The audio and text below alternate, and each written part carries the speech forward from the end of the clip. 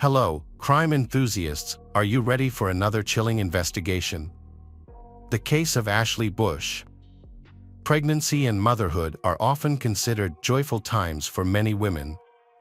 Families eagerly await the moment they meet their little one.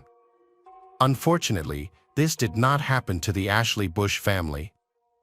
Ashley, 33, lives in Benton County, Arkansas, with her fiancé, Josh Willis. They are expecting a new addition to the family, as Ashley is 32 weeks pregnant. The couple has chosen the name Valkyrie Grace for their child. Ashley also has 3 other children: an 8-year-old and a 7-year-old from her previous marriage to Chris Bush, and a 2-year-old from her relationship with Josh. Ashley faced a challenging pregnancy and shared her health issues in online groups for expectant mothers. Due to these complications, her doctor advised her to stop working. During this time, she came across Lucy Barrow, who was selling baby products on social media. Realizing she needed to find a new source of income to support her family, Ashley created the following advertisement. She am currently 30 weeks pregnant and have 3 children to care for. She am unable to work due to health issues, and she fiancé is having multiple back surgeries and also cannot work.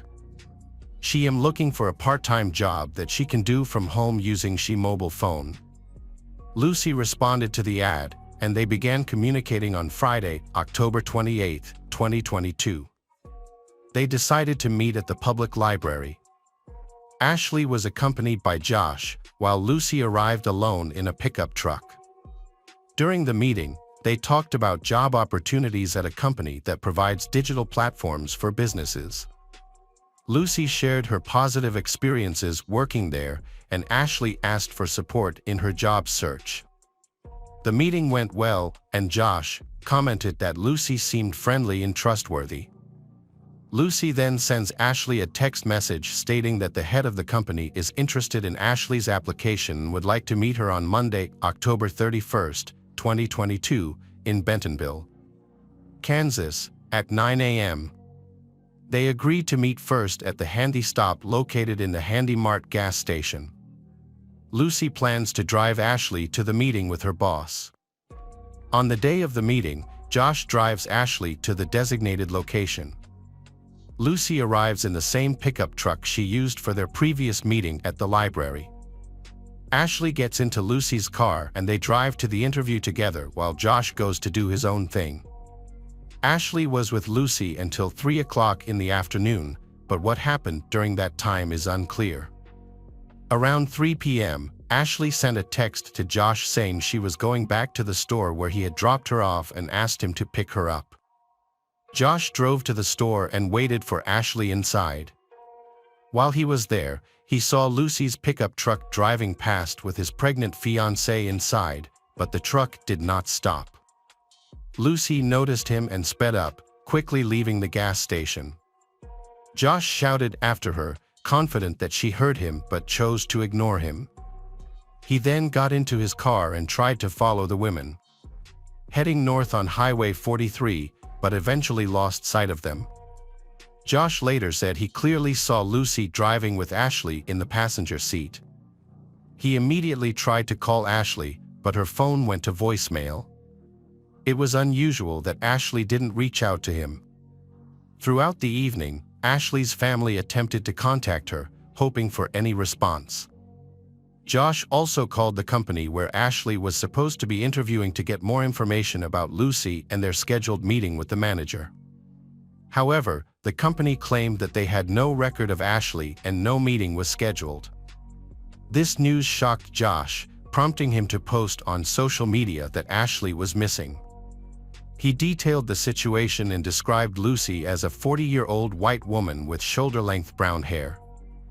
Ashley's family reported her kidnapping to the police, and the police immediately began searching for her. Josh informed the police that Ashley had just had an ultrasound, which showed that they were expecting a girl. Ashley was advised to limit her movements. Josh was extremely worried about Ashley and hoped she would return safely. The police have been searching for her non-stop since she went missing. The Benton County Sheriff's Office issued a missing persons alert that included Lucy's details, the store where they were last seen, and a description of Ashley's appearance on the day she went missing. She was wearing a black hoodie, blue jeans, and black loafers. On November 1st, Josh met with the police, and together they tracked Ashley's phone, which was found abandoned on the side of the highway near the Handy Stop store, where Ashley was supposed to meet Lucy. The police and Josh then went to the store to search for potential witnesses. The store employees were shocked to hear about Ashley's disappearance, as nothing like this had happened there before. The gas station typically sees around 300 visitors daily, and the staff did not recall seeing either Ashley or Lucy. On October 31st, the day Ashley disappeared, a man named Rick came forward with information. He stated that he and a friend were driving south on Highway 43 when they saw another driver heading north. This driver threw a red and black cell phone out of his vehicle. Rick described the vehicle as either a gray or light blue Chevy pickup truck. Police asked the public for assistance by urging anyone in the area that day to review footage from CCTV cameras, doorbells, and video recorders in hopes of uncovering any significant evidence. The police received information regarding the call records of Ashley and Josh's mobile phones to help create a timeline of their movements. Many witnesses reached out to them. Police also started identifying the person named Lucy, with whom Ashley had been in contact. Josh was able to identify the suspect through previous encounters. After investigation, the police were able to locate and identify the suspects. They were Amber and Jamie Waterman.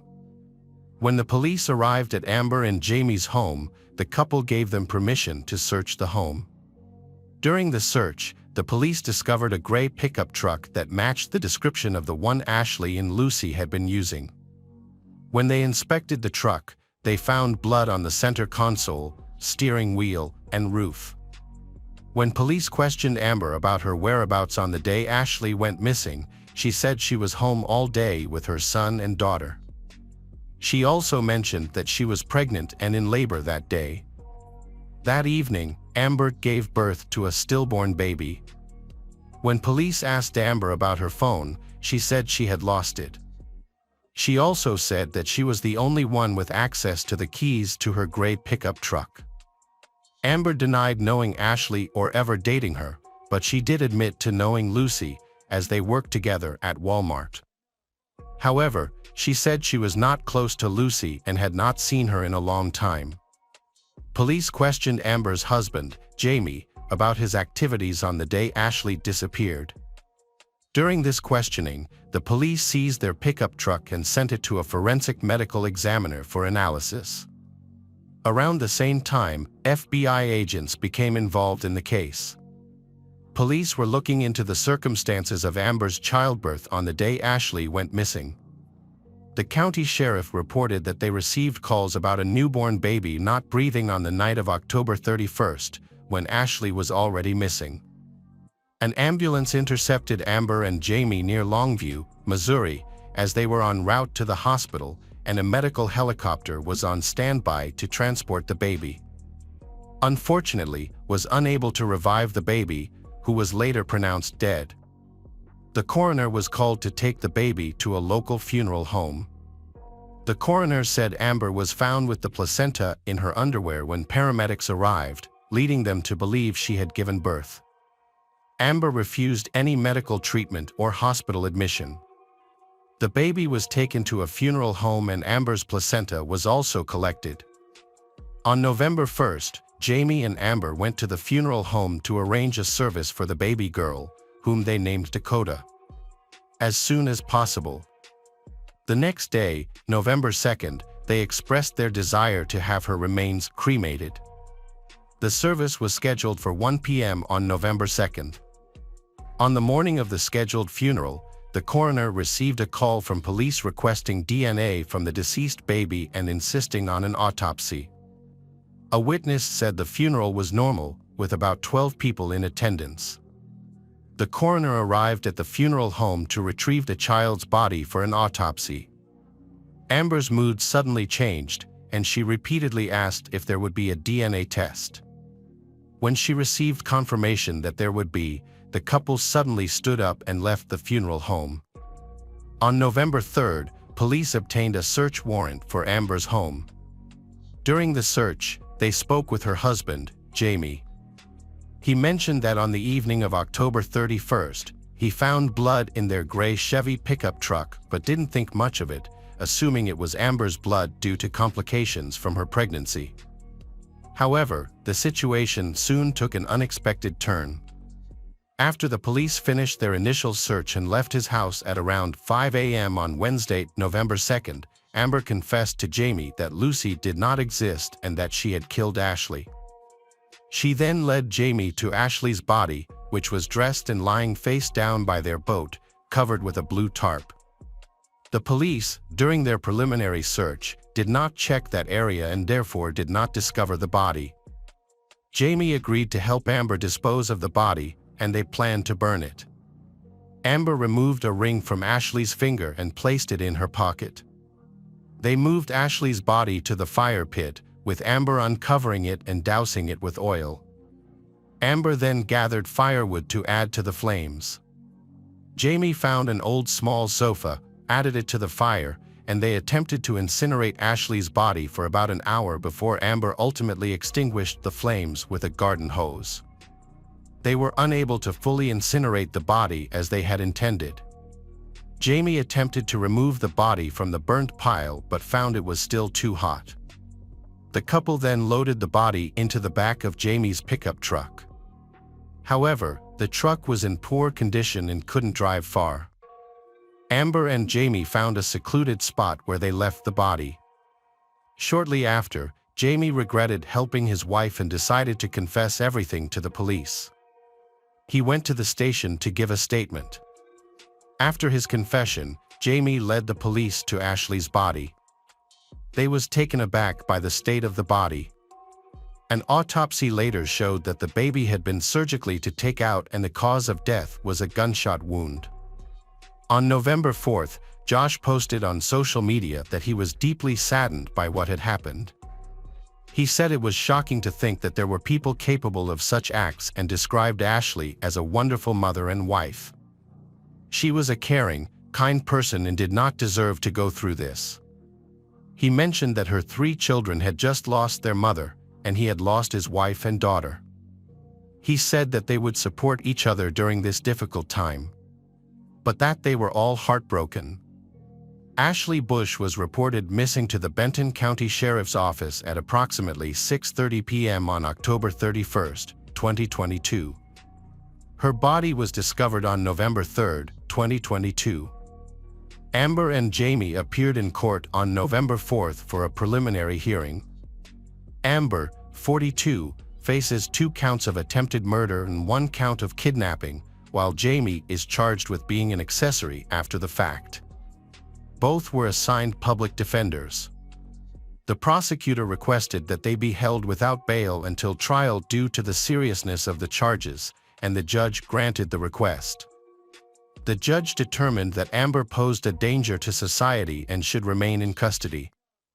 They were then taken to the Greene County Jail in Missouri on November 4th. Amber refused to testify and maintained her innocence. It is still unclear where Ashley was murdered. During the investigation, it was discovered that Amber had attempted to lure other pregnant women by offering to sell baby clothes, despite having no clothes to sell. She was successful in this scheme until she met Ashley, who was looking for a job. Amber considered Ashley to be the ideal target.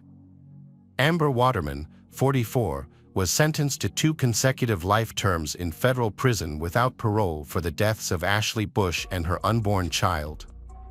Jamie has not yet been sentenced, but federal law says he could face up to 15 years in prison without parole, prosecutors said. A sentencing hearing will be scheduled after the U.S. Probation Office completes its pre-sentencing investigation. Welcome back, mystery lovers. Today's case is going to keep you on the edge of your seat. The case of Tyler Edmonds. May 10, 2003. Joey missed the air show, where Joey was expected to be present. The next day was Mother's Day, and he also ignored this important event. In the past, he had always made an effort to celebrate important occasions with his loved ones, so after these two incidents, his family began to worry that something was wrong. Joey's mother and sister went to his house, where they discovered a distressing scene. Joey was lying face down on his bed, with a large gunshot wound in the back of his head. They immediately called 911 to report the horrifying find. When police arrived, they began investigating the crime scene. Their first step was to interview Joey's mother and sister, who had found the body. Although they were understandably distressed, they answered questions calmly. They believed that Joey's wife, Christy, was the only person who might have harmed him. Given their troubled relationship, Christy was known to have affairs and had expressed a desire to be free of her husband, making her a prime suspect, especially since she was not at home at the time of the incident. The police also located a cross at Joey's mother's house in the nearby small town of Little Rock. Christy was questioned by the police but acted as if she had no idea what had happened. When they informed her of her husband's death, she began to cry and mourn him. The police did not find her behavior suspicious and continued to collect evidence. Then, concrete evidence against Christy emerged. Before any charges were filed against her, she arrived at the Stark-Willie police station with her half-younger brother Tyler Edmonds. At the sheriff's office, Tyler expressed anger at her situation and wanted to protect her. Since Tyler was only 13 years old and could not confront Joey, a grown man, directly, Tyler came up with a plan. Tyler took a rifle and shot Joey in the back of the head while he was sleeping. Meanwhile, police questioned Tyler, without an adult or attorney present, a clear breach of protocol that would later affect the case. The boy's mother was alerted and rushed to the local police station. Tyler initially denied any involvement in the incident, but his story changed when his sister entered the room and gestured. He then repeated his sister's story, admitting that in the early hours of the morning, he and Christy had gone to the bedroom and pulled the trigger on a rifle, killing her husband. The mother was devastated when she heard the confession. She collapsed to her knees and cried. It was clear that the 13-year-old boy couldn't have committed the crime alone, as he simply lacked the strength to handle the weapon properly. The boy stated that he was unable to pull the trigger himself and needed his sister's assistance. Following the confession, the police began to view the boy as the main perpetrator and his sister as an accomplice. According to Tyler, he had given his sister the rifle beforehand. It was an old family .22 caliber gun that Christy had requested a few weeks before the incident. She was afraid of a large dog that frequently came into their yard and wanted to be armed for protection. Tyler did not want Christy or her children to be in danger, so he willingly gave her the gun. However, Tyler loved animals and begged Christy not to harm the dog. She eventually assured him that she would only shoot into the air if there was any danger, just to scare the pesky animal away. Before giving the gun to Christy, Tyler believed that the gun was broken because he and his friends had tried to fix it but failed. The old rifle had been gathering dust in the attic for years and was considered a family heirloom. The day before the incident, Tyler was picked up from school by his older sister, Christy. However, Christy was out with her new boyfriend and forgot to pick Tyler up. She then arrived a few hours late, picked Tyler up, and took him to her house. After returning home from school, Christy took Tyler to the backyard to test the rifle, and the rifle broke and failed to fire. Christy then put the broken gun in the trunk of her car. Police were convinced that something in Tyler's story did not fit and did not match his sister Christy's account. When asked by police how he held the gun and fired the shot, Tyler responded vaguely. Although he confessed, he was unable to describe the murder. A few days later, Tyler wrote a retraction. According to he pleaded guilty because he wanted to protect his half-older sister. He believed that he would not go to prison because of his age, so he was willing to accept responsibility for Joey's death. As a result, he was unwittingly held responsible for Christie's crimes and now faces life in prison. Tyler told a new story. He said that on May 10, 2003, he was getting ready for a trip with Christie to visit their father. The day before, he had slept over at his sister's house. That Saturday morning, Tyler woke up early to his sister's alarm clock to get ready for the trip. While waiting in the car with Christie's daughter, they sat together for about 5 minutes. As Tyler was adjusting the radio, he suddenly heard a loud bang coming from the house. He believed that the rifle was still in the trunk of the car, so he didn't think much of the noise he heard.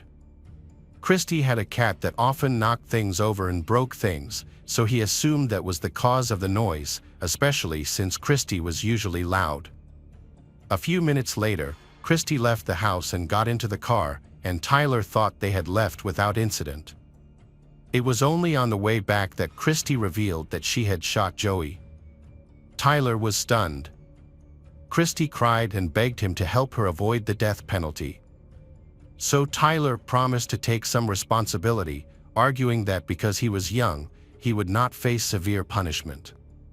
Was Tyler really the one who killed his sister's husband? To answer this question, the police had to delve into the details of this family's life. Tyler and Christie went to the same school, but the girl was significantly older and graduated earlier. As a student, Tyler had always been a smart and hardworking child, sweet, kind and calm. In addition, he was a sociable boy, so he easily found a common language with his classmates and others. It seemed like he had a bright future. Tyler's mother, Sharon, raised Tyler on her own. His parents divorced when he was young due to his father's aggressive issues. Eventually, his mother ran out of patience and could no longer tolerate his behavior. Sharon filed for divorce, gaining full custody so as not to put Tyler in danger. Sharon prevented Tyler from communicating with his biological father, even when a social worker was present. Christie understood that Tyler wanted to see his father despite his mother's restrictions and a court ruling. Tyler still felt the connection to his father and wished to spend time with him. This led him to meet his father against his mother's wishes. One day, Christie asked Tyler if he wanted to spend the weekend at his father's house. Tyler was excited and agreed to the visit. At that time, Christie was married to her husband, Joey, and they had 3 children together. When Joey first met Christie, he was drawn to her beauty and strength, which made him overlook her flaws. Christie is quite manipulative and primarily focuses on her own needs, often ignoring Joey's feelings. She does not hide her affair from him, he is aware of it but chooses to ignore it. It seems that Christie desires a family mainly to satisfy her parents and meet societal expectations. At one point, Christie tried to persuade Tyler that she would be a better guardian for him than their mother, but Tyler resisted her attempts. He loved his mother deeply, and she had long suspected Christie's true motives. Christie often displayed manipulative behavior and had frequent outbursts of anger and aggression, often lashing out at family members over minor issues. These outbursts were impulsive and hard to control. Initially, her family thought her behavior was due to stress, but the reality was more serious. Christie's anger intensified, and she began blaming her caring husband, Joey, for her problems. Despite Christie's unpredictable behavior, Tyler's mother allowed him to continue spending time with her, believing that their close relationship was safe. Both individuals involved in the massacre were arrested and charged with murder, which, under Mississippi law, carries the death penalty. However, a judge decided to try Tyler Edmonds as an adult due to the serious nature of the crime. Despite this, because he was a minor, he could not receive a death sentence. Instead, it was anticipated that he would receive a sentence without the possibility of parole. Tyler Edmonds' trial began on July 20, 2004. This case garnered significant attention because the primary perpetrator of the brutal massacre was just a 13-year-old schoolboy. Tyler was defended by one of the state's best attorneys, who believed that Tyler's initial confession was a lie. The defense also believed that the confession was obtained under pressure from the police. The child admitted that he was frightened when he found himself being questioned, especially because he was initially questioned without his mother and attorney present, which was a violation. The only physical evidence in the case, apart from the bullet, included Christie's fingerprints found on the porch and motion sensors. The lights were turned off during the crime, likely to avoid alerting the neighbors. Christie's fingerprints were also the only ones found on the gun. The Tyler claimed he made the false confession to protect his older sister from the death penalty, believing that, because of his age, he wouldn't be punished for the crime. However, when he realized he could face serious consequences, he became scared and refused to support his sister. During the trial, the judge allowed the prosecution to present Tyler's confession in his own words. The jury watched a videotape of Tyler's confession. The jury deliberated for about 5 hours before reaching a decision. The defense believed that Tyler would be acquitted due to the weakness of the evidence against him. However, on July 24, 2004, 15-year-old Tyler Edmonds was convicted of the murder of Joey Fulgham and sentenced to life in prison. Following the verdict, the attorney quickly filed an appeal and continued to seek justice for Tyler by pushing for a review of his case. Investigations uncovered numerous errors in the handling of the case, and the investigation relied heavily on circumstantial evidence. The key piece of evidence was Tyler's own confession, but the defense argued that this confession may have been coerced or obtained through psychological pressure from interrogators. Given that the conversation involved a minor, specifically a schoolboy, the officers had significant control over him when left alone. Despite the lawyer's efforts, the Tyler was ultimately imprisoned. Mississippi's laws were quite strict, making it nearly impossible to appeal a conviction, and the process was extremely challenging. However, the lawyer and Tyler's friends and family remained hopeful. They found it hard to believe that he could commit such a brutal murder. Tyler had positive relationships with his family members, including Joey, and he did not have any mental health issues or disorders. Moreover, there was no clear motive for the murder, and many thought Christie's account was unlikely. People believed that Tyler's conviction stemmed from mistakes made by the court and that his confession was influenced by manipulation from his half-sister. Tyler's attorney was determined.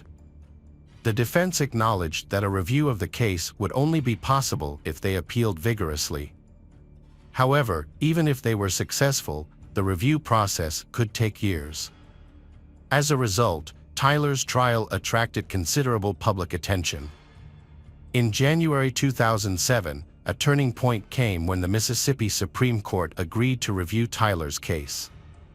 This was a significant achievement for the defense attorney, who had finally gotten the court's attention. By this point, Tyler had been in prison for nearly 4 years. According to the expert, there were 2 people holding the rifle. However, he could not determine how many people were involved when the shot was fired based on the trajectory of the bullet. Other experts later challenged his testimony, claiming that it was biased. This put the Mississippi prosecutor's office in a difficult position because they lacked additional evidence. In order to simplify the situation and possibly reduce his sentence, the prosecution offered Tyler a plea deal.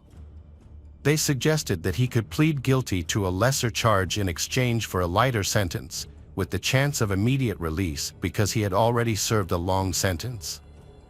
However, Tyler did not want to go free. He was determined to prove his innocence. Rejecting the plea deal meant that Tyler faced the possibility of being convicted again, which could have resulted in him being sentenced to life in prison. Tyler has vehemently denied the charges against him, maintaining that he is innocent and will not plead guilty to a crime he did not commit. On October 28, 2008, Tyler's retrial began. His attorneys viewed the case as a fight for justice. In their opening statements, the defense attorneys emphasized that the legal charges were brought against the 13-year-old boy as if he were an adult. The criminal investigation was riddled with serious errors, and the police failed to respect Tyler's rights during questioning. Following Tyler's confession, law enforcement focused solely on determining his guilt without investigating the truth of his statements. There were significant discrepancies between Tyler's confession and the available evidence, and police were aware of these discrepancies. Authorities had only circumstantial evidence, some of which the attorney believed could be challenged by Christy, Tyler's sister. The defense hoped her testimony would be important in disproving the claim of bias against Tyler. However, on her attorney's advice, Christy chose not to answer any questions, which came as a surprise. The decision suggested to the jury that she might be hiding something. Christy appeared to have selfish motives.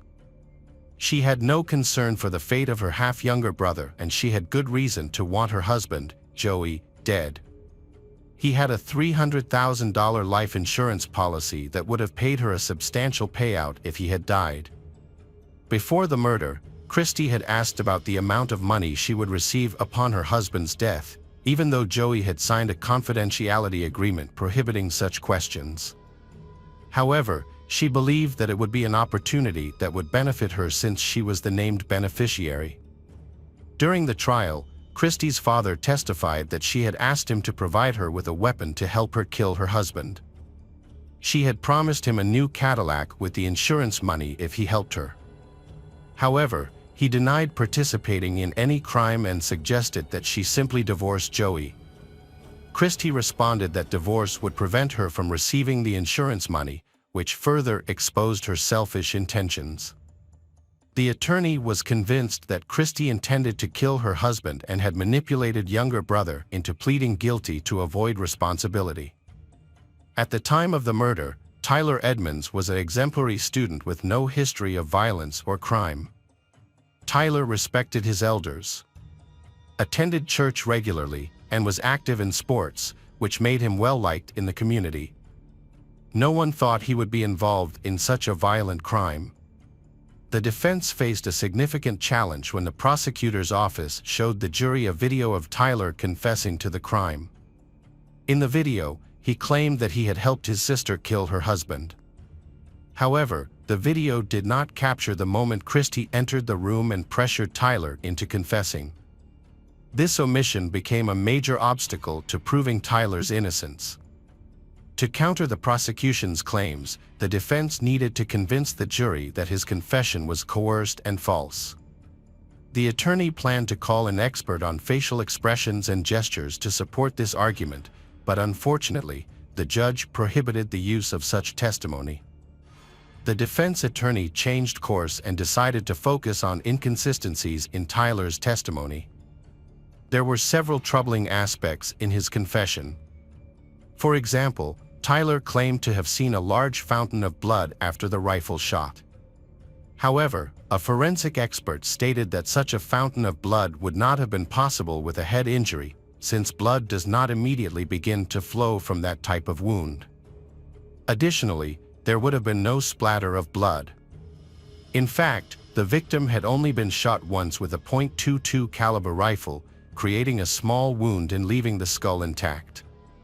Therefore, it is clear that Tyler fabricated this detail in his story. This scenario is like a fantasy. Tyler had no idea what happened because he never entered Joey's bedroom during the time of the murder. Furthermore, the judge in the retrial favored the defense by allowing the jury to see a video of Tyler recanting his confession, which had been barred from previous hearings. Tyler gave the police a new version of events that completely contradicted his original confession. Tyler said that on the morning of the murder, Joey, Tyler, and Christy had planned to take a short trip to see Tyler's father. He was in the car when he heard strange noises coming from the house but chose not to investigate. Christy then rushed out of the house. On the way back from the trip, Christy revealed to Tyler that she wanted him to take some responsibility for the massacre, believing that this would help her avoid the death penalty. She seemed unconcerned about Tyler's future, even though he had not yet finished school. Tyler agreed to her proposal because he genuinely wanted to help and protect Christy. October 31, 2008 marked the final day of the retrial, and the jury's decision was based on what testimony they felt was credible. On that day, Tyler presented his defense and admitted that he had pleaded guilty at Christy's urging, believing that as a minor he would not face prison time. And Christy believed that Tyler's confession would help her avoid the death penalty and save her life. Tyler and Christy had agreed that he would take the blame for the crime after she signaled him, but they never specified what that signal would be. During the interrogation following the murder, Christy entered the room, sat next to Tyler, and took his hand, which he interpreted as the signal. After the prosecutor's final statements, the defense attorney made his closing statement. He argued that aside from 13-year-old Tyler's confession, there was no substantial evidence linking Tyler to the murder. He also expressed doubts about the reliability of a child's testimony under such stressful circumstances. The jury's anxiety seemed endless. When they finally returned, 12 jurors declared Tyler, then 19, innocent. After serving 5 years in prison for a crime he did not commit, he was finally free. However, the question of justice for the family of the deceased Joey remained unresolved. Joey's parents were simply seeking the truth. They were not interested in revenge or punishment. All they wanted was to understand what really happened that tragic day. After being released from prison, Tyler Edmonds returned to normal life, graduated from college, and earned a medical degree. He was eager to pursue higher education in his field. Subsequently, he moved from Mississippi to Florida, where he was not known. He still resides there today and has shared in several interviews that he continues to be haunted by the consequences of the false accusation against him. Although he cannot forget the 5 years he spent in prison, he has managed to adjust to life outside. While some states require that detectives communicate with suspects only in the presence of their parents, many parents lack sufficient knowledge of the criminal code and their rights, leading to frequent disregard for these seemingly straightforward regulations. The involvement of a lawyer is an essential step. Following Tyler's retrial and acquittal, the prosecutor's office began investigating forensic expert Stephen Henn. He claimed he could determine how many people were handling the rifle based on the bullet's trajectory. This bold assertion raised concerns about his expertise and impartiality. As for Christy, she received a 12-year prison sentence for her role in the crime after the initial trial. While incarcerated, she used her manipulative skills to deceive 2 cellmates into assisting her. However, her plan ultimately failed, and in 2008, she faced a retrial for the murders of Joey Fulgham. After her brother was acquitted, she was convicted and sentenced to death. In 2010, Christy's attorney filed an appeal, and after a retrial, her death sentence was changed to life in prison. Christy later wrote a brief letter of apology to her half-brother Tyler, saying only, "Older sister sorry, me know why." This cynical letter only infuriated the Tyler, who had spent nearly 6 years in prison for a crime he didn't commit, all for his older sister's sake. As a result, Tyler severed all ties with Christy, believing that her only interest in him was to use him for her own selfish reasons. Hi everyone, thanks for returning. Let's unravel another perplexing mystery. The case of Victoria Nazirova. It's hard to shock police officers who regularly deal with serious crimes, but sometimes, extreme cruelty and cynicism cross all boundaries. This was the case for New York City Police Department officers with more than 20 years of crime-fighting experience. They encountered a situation so unique that it left them stunned. On September 2, 2016, police received a call from a woman named Olga Tsvyk, 35. She reported a robbery. Police arrived at her home. Olga, an immigrant from Ukraine and an eyelash extension artist, told the police that several valuables were missing from her bedroom. She explained to them that she had just been to the hospital due to severe dizziness and nausea. Police interviewed Olga to understand the details of the incident. She recalled a recent unpleasant encounter with a client named Victoria Nazirova, who had previously visited her salon. Victoria often acted as if she and Olga were friends, despite not knowing each other. On that day, Victoria was particularly pushy, insisting on getting urgent eyelash extensions done at home. Olga told Victoria that Olga only did it at the salon and did not take clients at home. However, explaining to her was useless, and Victoria would not give in, so Olga had to agree to take her to her home.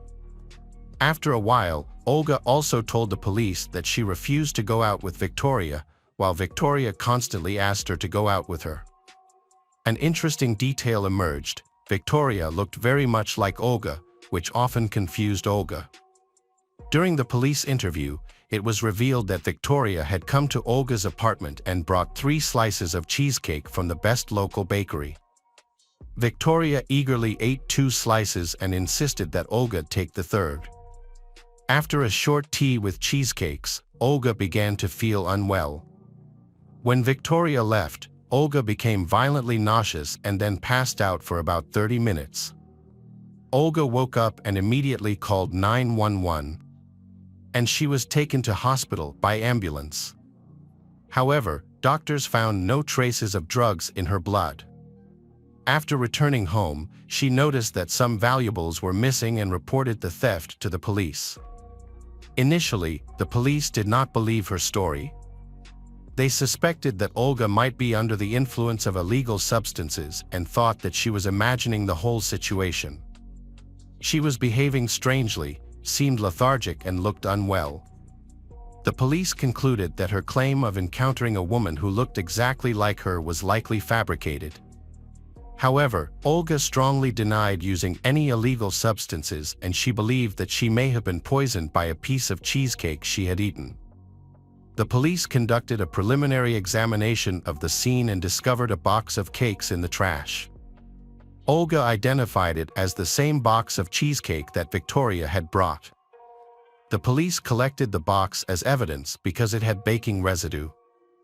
Although forensic analysis could determine whether the cheesecake caused Olga's problems, tests showed nothing unusual. However, Olga insisted that the cheesecake was the cause. She said that she was taken to the hospital and examined by doctors, but they found nothing unusual about her. The police followed up by contacting the hospital for information about Olga's condition and tests. Doctors refused to share details, out of compliance with confidentiality policies, which made police suspicious of Olga's complaints. The client Olga had told them about was nowhere to be found, so the case was adjourned until new information about the case came to light.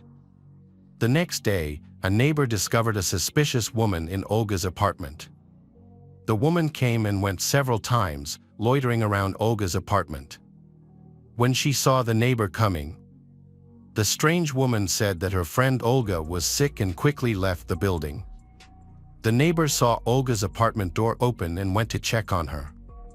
When she entered, the neighbor found Olga's apartment unbearably stuffy.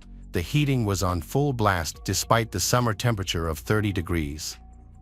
Olga was still alive but unconscious.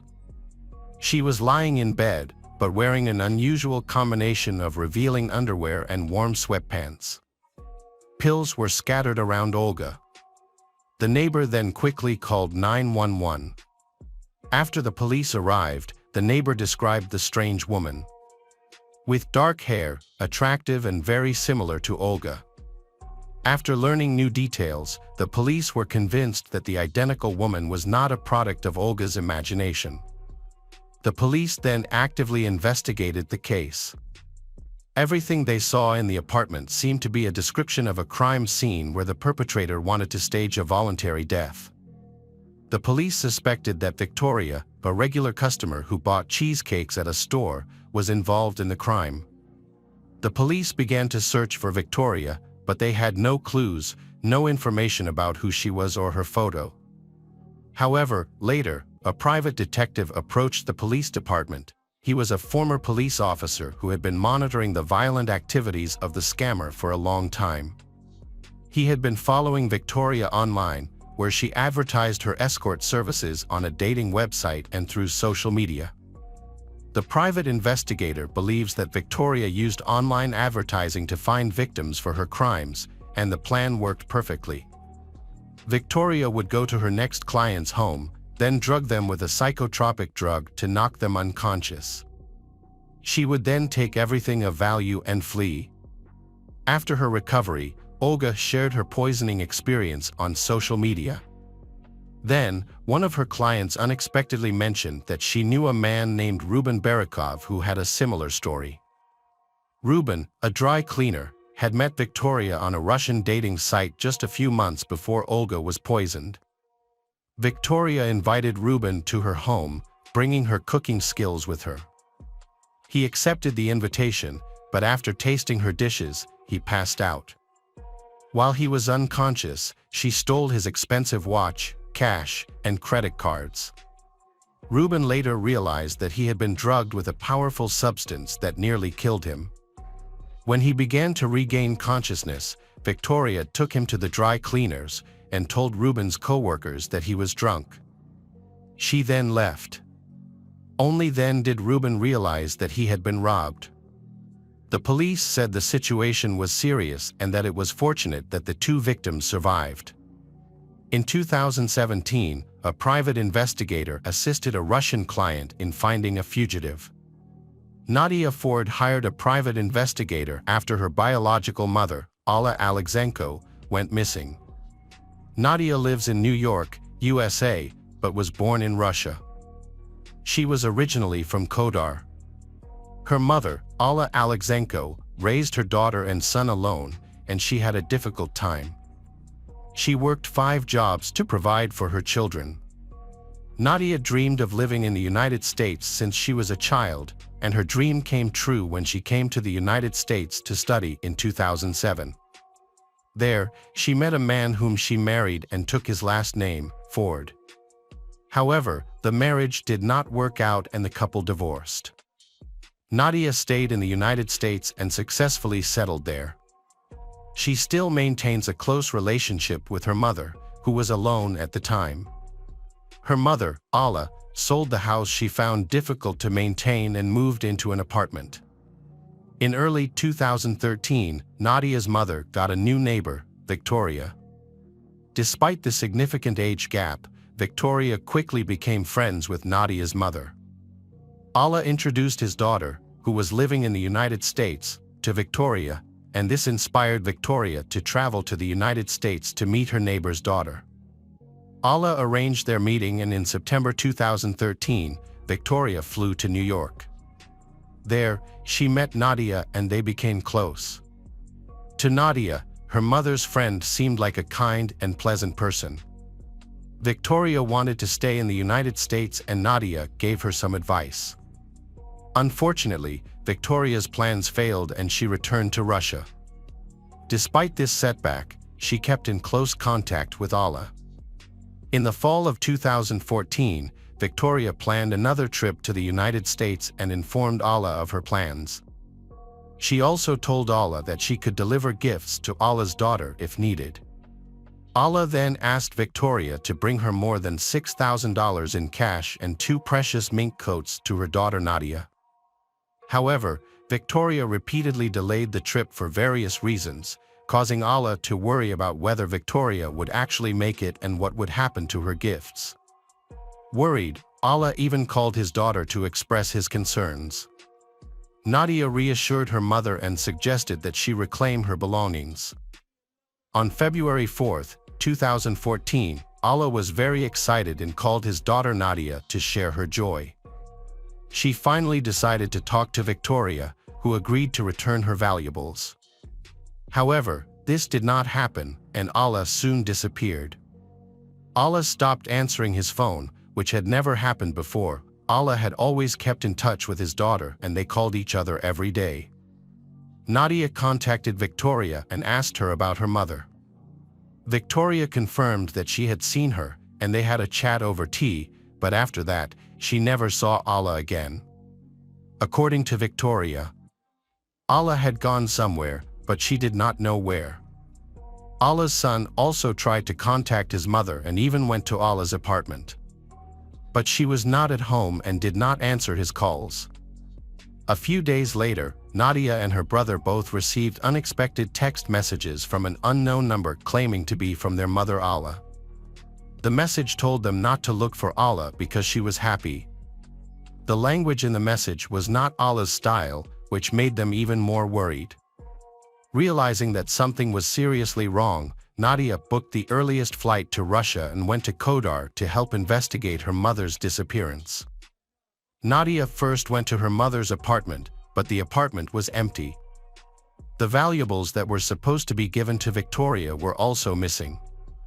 Worried, Nadia went to the police to report her suspicions about Victoria, saying that it was the neighbor who had not returned her mother's valuables. The police saw that they had gathered information and decided to take action. Nadia then contacted Victoria to arrange a meeting. During their conversation, Nadia demanded to know the whereabouts of her mother Allah. Victoria became defensive, shouted that she did not know where Allah was, and quickly left for her apartment. Overhearing this exchange, the police decided to visit Victoria at her home.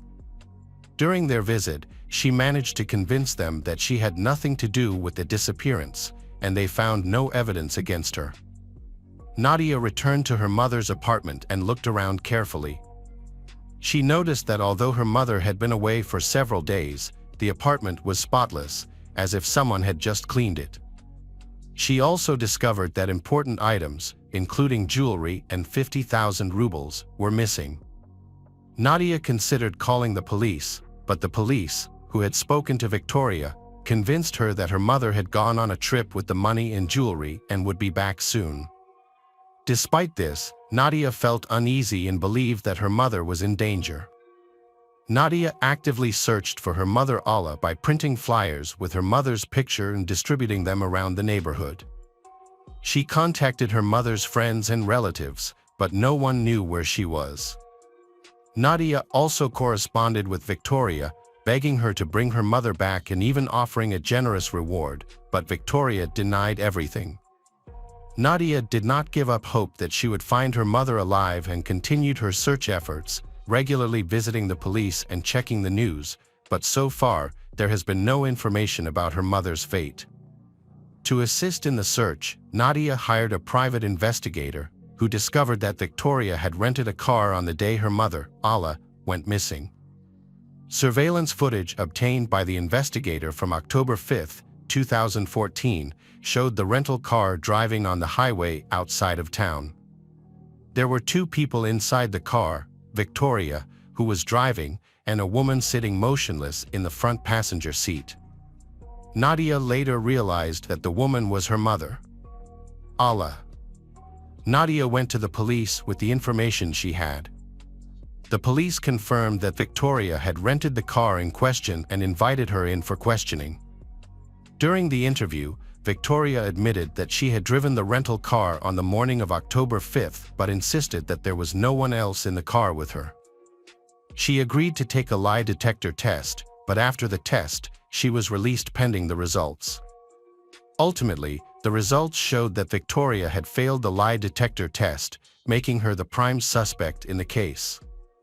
The police planned to arrest her, but she took advantage of her release and boarded the first flight out of the country without informing them. Meanwhile, the police began to actively search for Allah. Nadia stayed in Russia for another 6 months, participating in the investigation. She hoped that her mother was still alive and appealed to the authorities for assistance. Meanwhile, the police checked the rental car's route, which led them to Victoria's hometown of Armavir. The search for Allah began there, and Nadia's hopes of her mother returning home safely were dashed when the police gave her the bad news.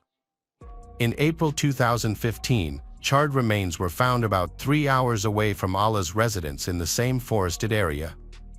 Nadia was able to identify her mother by her teeth, as the rest of her body was severely burned and unrecognizable. The cause of death could not be determined. After the identification, an arrest warrant was issued for Victoria Nazirova and sent to Interpol. However, it took some time for the fugitive to be found. After her mother's funeral, Nadia returned to the United States. She was unable to work because she was so distraught over her mother's death. Eventually, she found the strength to move forward and vowed to seek justice for her mother, ensuring that those responsible were punished. One day, while surfing the internet, Nadia came across a photo of Victoria on social media, where the wanted woman was flaunting her lavish lifestyle in Mexico. Nadia reported Victoria's location to the U.S. police, who then began an investigation. At this point, Nadia decided to hire one of the top private investigators in the country to speed up the case. A wealthy friend of Nadia's paid for the detective services, which Nadia could not afford because she had been unemployed for months while searching for her mother. The private investigator checked Victoria's social media photos and discovered evidence that she was in the United States. In the selfies, the reflection in the sunglasses showed the dashboard of a car. After examining hundreds, possibly thousands of vehicles, the detective identified the car as a Chrysler 300. He also discovered that the most recent photos of Victoria were taken in the Russian Sheepshead Bay neighborhood of Brooklyn.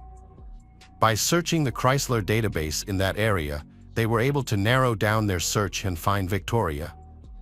Despite the challenges, they found her residence, where she was living with her boyfriend in an apartment complex. Remarkably, the Chrysler was registered to her boyfriend.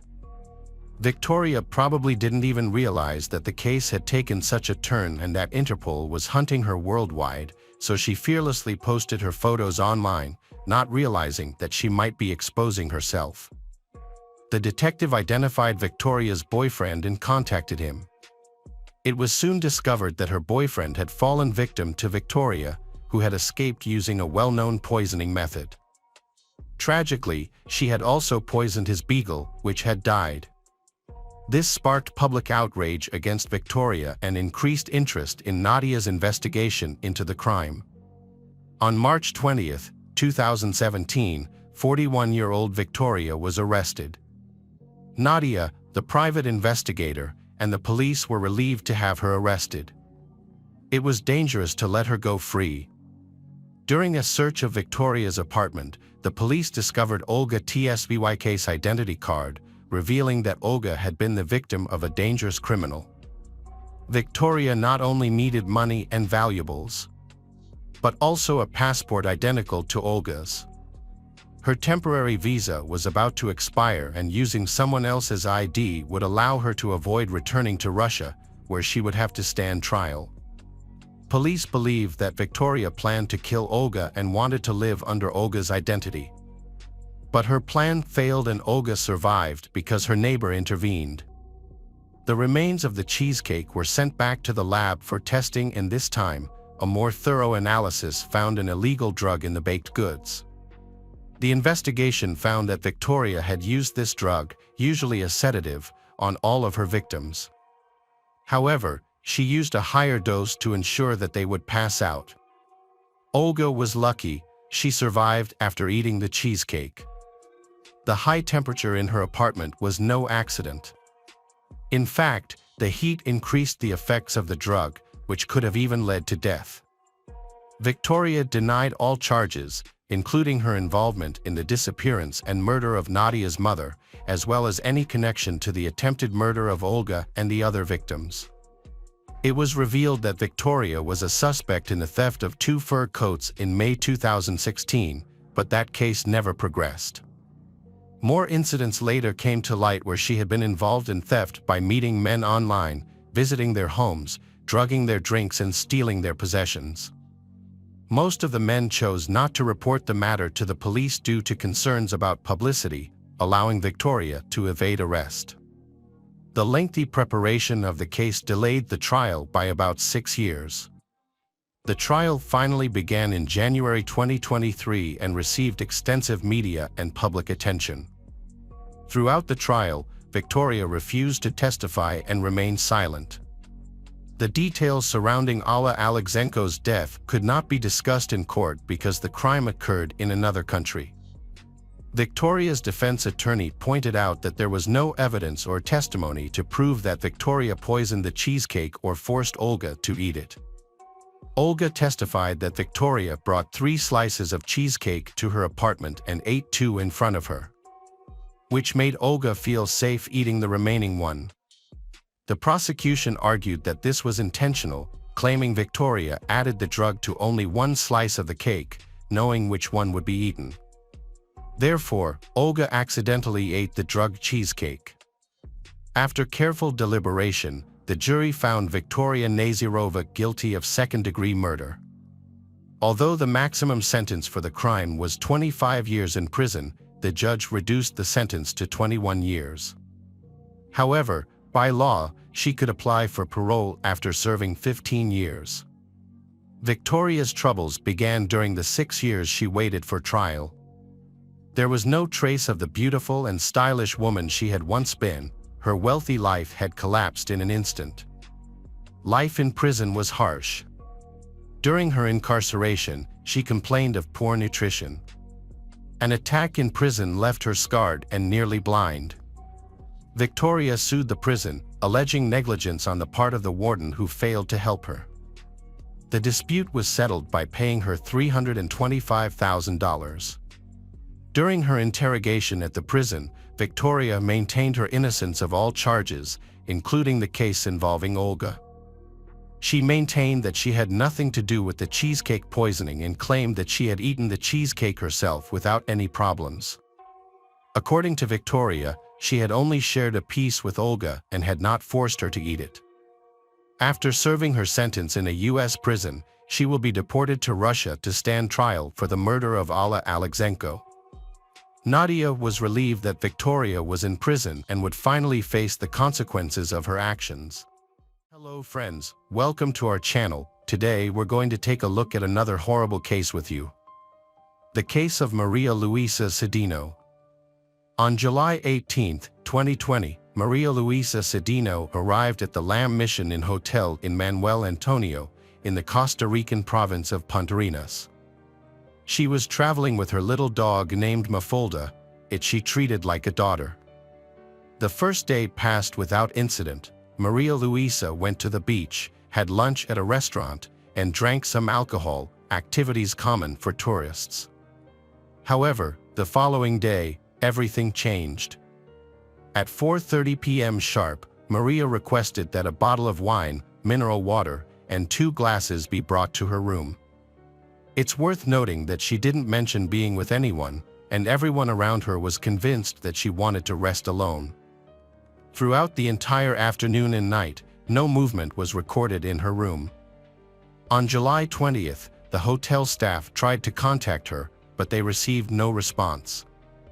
A staff member had previously spoken with Maria, who mentioned that she lived alone because she had recently separated from her boyfriend, was not feeling well, and was only traveling with her small dog, Mafalda.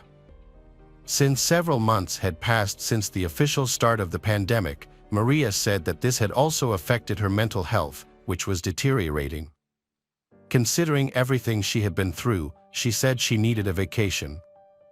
Therefore, the hotel staff decided to enter the room to check regularly in case of any unforeseen circumstances. The front door was locked from the inside, so they looked for another way in and checked the door leading to the patio. This room had an emergency exit for guests with pets. They had previously opened the patio door so the dog could go outside. When the staff approached this exit, they found the door half open. Upon entering, they were hit by a terrible odor and saw blood stains throughout the room. The dog was alive, trembling in a corner and avoiding the staff, likely due to trauma or fear. The lifeless body of Maria was found lying motionless on the bed, wrapped in a sheet. Maria Luisa Cedeno was a highly respected anesthesiologist. At 43, she led the Department of Anesthesiology and Rehabilitation at Sima Hospital in Escazú. Her colleagues admired her greatly, and during the early pandemic, she was notably committed to helping patients in need. As a medical professional, she provided significant support to her loved ones, arranging health insurance, assisting with medical appointments. Maria's parents lived in San Carlos, which made it difficult for her to be with her family all the time. Friends described her as a strong, intelligent, and likable woman who loved traveling both within Costa Rica and internationally. Her reputation was impeccable. The news of Maria's death was a tremendous shock to her family and Costa Rica. People were left asking, who would want to harm someone like Maria? From the moment the hotel staff discovered the lifeless Maria body, the mysteries of this case began. The crime scene is confusing, not only because of the brutality Maria endured, but also because of the mysteries that arise as soon as they enter the hotel room she rented. Like most hotels worldwide, this hotel keeps a record of the magnetic keys used for the rooms. This means that each time a room is accessed, the card used is recorded, and the key's code is identified. This system allows they to determine whether the person accessing the room was a guest or a hotel employee. In Maria's murder, there was no record of any other keys being used other than hers. Maria had entered her room alone the previous night, with no one else entering through the main door. However, the room had a sliding glass door at the back that could be used as an alternative entry point. Since this door could only be locked from the inside, it is possible that Maria left the door unlocked, either intentionally letting someone in or accidentally leaving the door open. This allowed someone to enter and commit the murder. As the door didn't have an electronic lock system, there was no record of anyone entering or exiting through it. This was considered the most logical explanation at the time. After discovering Maria's body, hotel staff immediately contacted the police. Upon examining the scene, it was clear that she had been brutally murdered. Her body showed severe damage, indicating that she had been tortured by someone who was extremely enraged. Forensic experts collected evidence and analyzed every detail to determine the cause of death and identify the perpetrator. The authorities recommended a closed casket at the funeral due to the extreme level of brutality inflicted upon Maria. An autopsy was later performed, which showed that the body had multiple bite marks and 2 broken fingernails, indicating that Maria attempted to defend herself. The autopsy also revealed that the killer cleaned the she-body after the murder.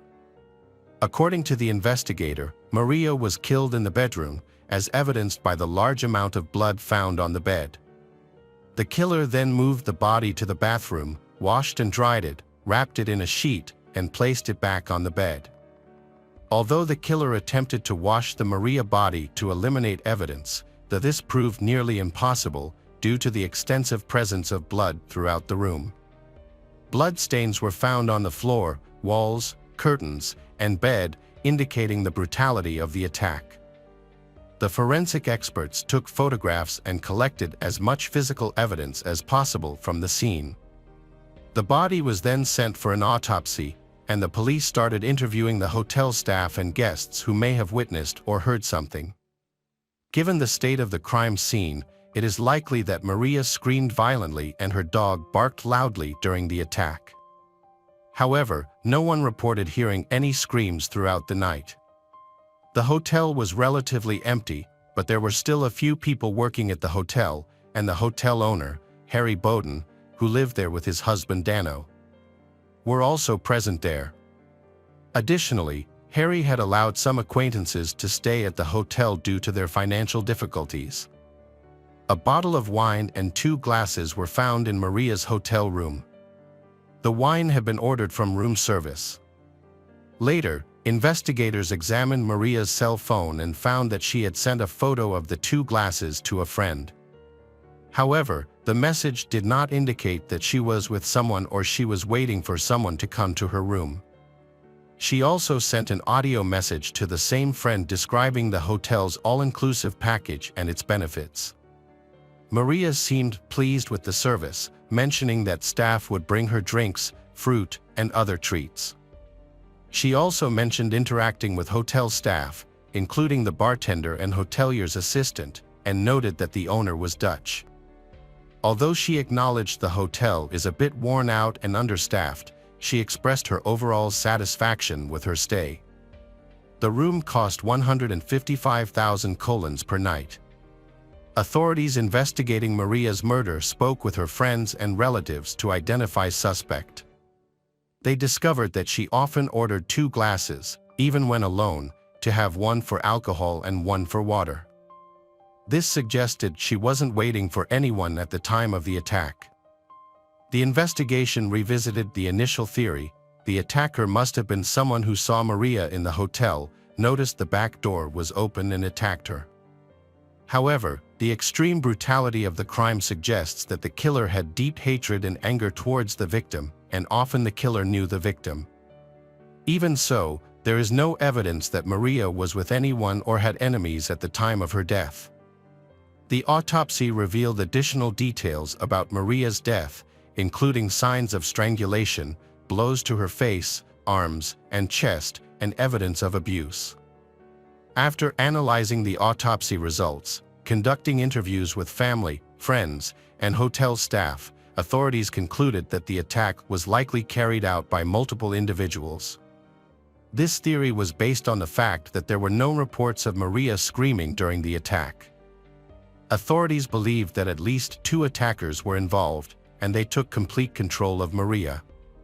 Some investigators even suggested that a 3rd person may have been involved, as the victim showed signs of abuse. According to this theory, 2 assailants held Maria Luisa down and a 3rd raped her. All of this is evidenced by the fact that when her body was analyzed, there was no sign of rope or anything to indicate that she was tied up. Police speculated that the men may have stuffed something into Maria's mouth to stop her from screaming or to prevent her screams from being heard, in order to carry out the attack undetected. The cause of death was determined to be a head injury, which could have occurred in several ways.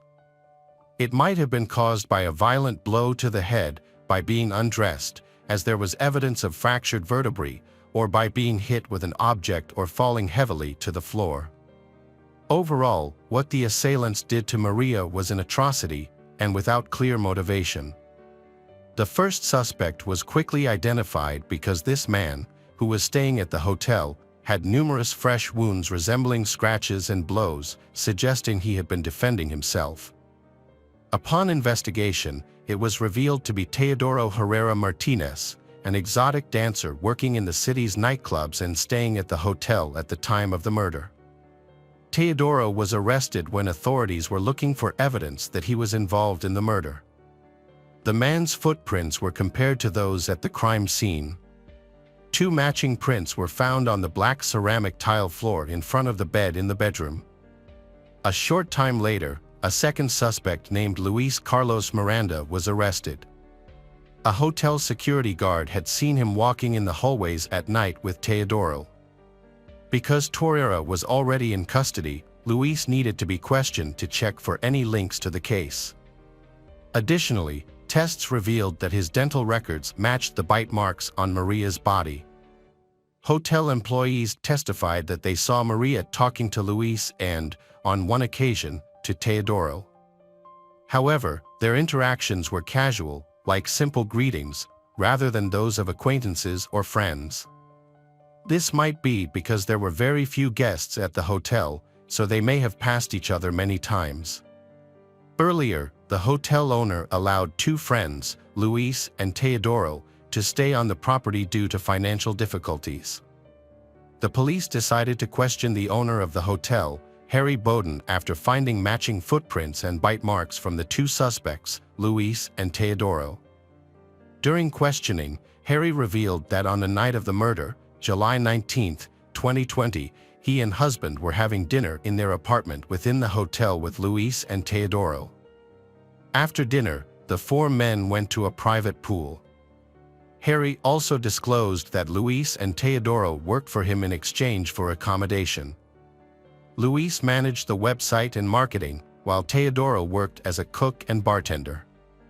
The hotel owners and Luis and Teodoro were not close friends initially, but after moving into the hotel a year before the murder, they started spending more time together, going out for meals and socializing. And thus, the 4 men became friends. Although Harry cooperated by giving an interview in August 2020, but he was arrested because bite marks found on Maria's body matched his dental records, which began to reveal the truth. The police confiscated the phones of all the detainees and found text messages between Luis and Harry that turned out to be very compromising. In these messages, Luis invited Harry to have an intimate relationship with a woman he had been following. This exchange happened several days before the incident. However, Luis and Harry claimed that the messages didn't mean anything and that they were just joking, but that, along with the physical evidence, was enough for the authorities to keep them in jail while the case was being put together. The only person not arrested was Harry's husband.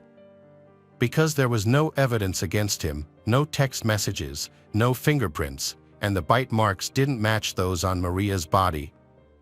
Luis, Harry, and Teodoro's defense argued that the bite mark evidence was inconclusive and that none of them were involved in the murder. Despite this, the three men were charged with the murder of Maria. Before the trial, Harry's lawyer requested that he be released and placed under house arrest for two reasons. First, due to Harry being 69 years old, staying in jail was risky. Second, he had difficulty walking due to recent knee surgery. The defense claimed he had been using a cane for a long time, and at the trial's start, he appeared in a wheelchair. Because of this request, he was placed under house arrest and returned to the hotel where he was staying, and he couldn't leave the hotel. On September 13, 2022, the trial of Luis, Harry, and Teodoro began, where evidence against them was presented. The prosecution struggled to prove the involvement of Harry and Luis. They had text messages and bite marks on Maria's body as evidence. However, the bite marks couldn't definitively identify the murderer, they could only exclude suspects. All hotel employees were ruled out as suspects, but not these two, Harry and Luis. In contrast, Teodoro had the most evidence against him. There was a blood trail, and he had wounds inflicted by Maria during her self-defense, as his blood was found under her fingernails. Blood was also found on his shoes, watch, and cell phone, located in his room during the search. Given this evidence, only Teodoro Herrera Martinez was convicted and sentenced to 50 years in prison, while Harry Bowden and Luis Carlos Miranda were acquitted due to a lack of physical evidence. Many people believe that Luis and Harry were involved in the murder because the hotel security cameras mysteriously stopped working on the day it happened. This suggests that someone might have planned it. A hotel security guard was also suspected, but he and the other two individuals could not be arrested due to a lack of evidence. Strangely, the guard left for another country after the murder, even though the police asked him to attend the trial as a witness. There are several aspects of this case that suggest more people might be involved. For example, two guests told the police that the hotel experienced a power outage for many hours on the night of the murder, which may have been intentional. This could have been done to disable the security cameras and the magnetic keys. A peculiar detail is that 9 days after the murder, investigators searched Harry's private office, which may have given him enough time to destroy any evidence. They not only analyzed text messages but also looked at Luis and Harry's social media accounts, where they discovered discussions about an idea directly related to how to find Maria's body. Legally, Harry and Luis are presumed innocent. The only person imprisoned for this murder is Teodoro Herrera Martinez, who is awaiting a new trial to see if his sentence can be reduced. Although the case is solved, but the Maria family suspects something is being hidden. They suspect a defense or cover-up. The family reported that the authorities returned Maria's belongings soaked in blood, which they find puzzling because they wanted to preserve the evidence in case new information emerged. They are satisfied with Teodoro's conviction but not with the acquittal of Harry and Luis. Hey detectives! Welcome back. We've got another mysterious case to explore. The case of Emily Longley. Emily Longley was born in England in 1994 to parents Mark and Caroline Longley. 2 years later, she welcomed her younger sister, Hannah. The sisters enjoyed a close relationship while growing up in a loving family. When Emily was 9 and Hannah was 7, the family relocated to Auckland, New Zealand. Unfortunately, after Emily began associating with the wrong crowd, her parents chose to send her back to the UK to live with her grandparents and start anew. In 2010, Emily traveled to England to study at Brockenhurst College. Her goal was to earn a business degree, and she aspired to be a model. While in England, she stayed at her grandparents' house in Bournemouth, a popular resort town located on the coast of the English Channel, near Poole. At the time of her move, Emily's sister Hannah was still in school. Their parents, Mark and Caroline, had divorced but continued to have a friendly relationship. Emily was a beautiful young woman who drew a lot of attention. One day, she met 20-year-old Elliot Turner, and he left a lasting impression on her. Over time, their communication developed into a romantic relationship. In April 2011, Emily traveled back to New Zealand to visit her family, whom she hadn't seen in 6 months. Her father greeted her at the airport, and she rushed to him, hugging him tightly and expressing how much she missed him.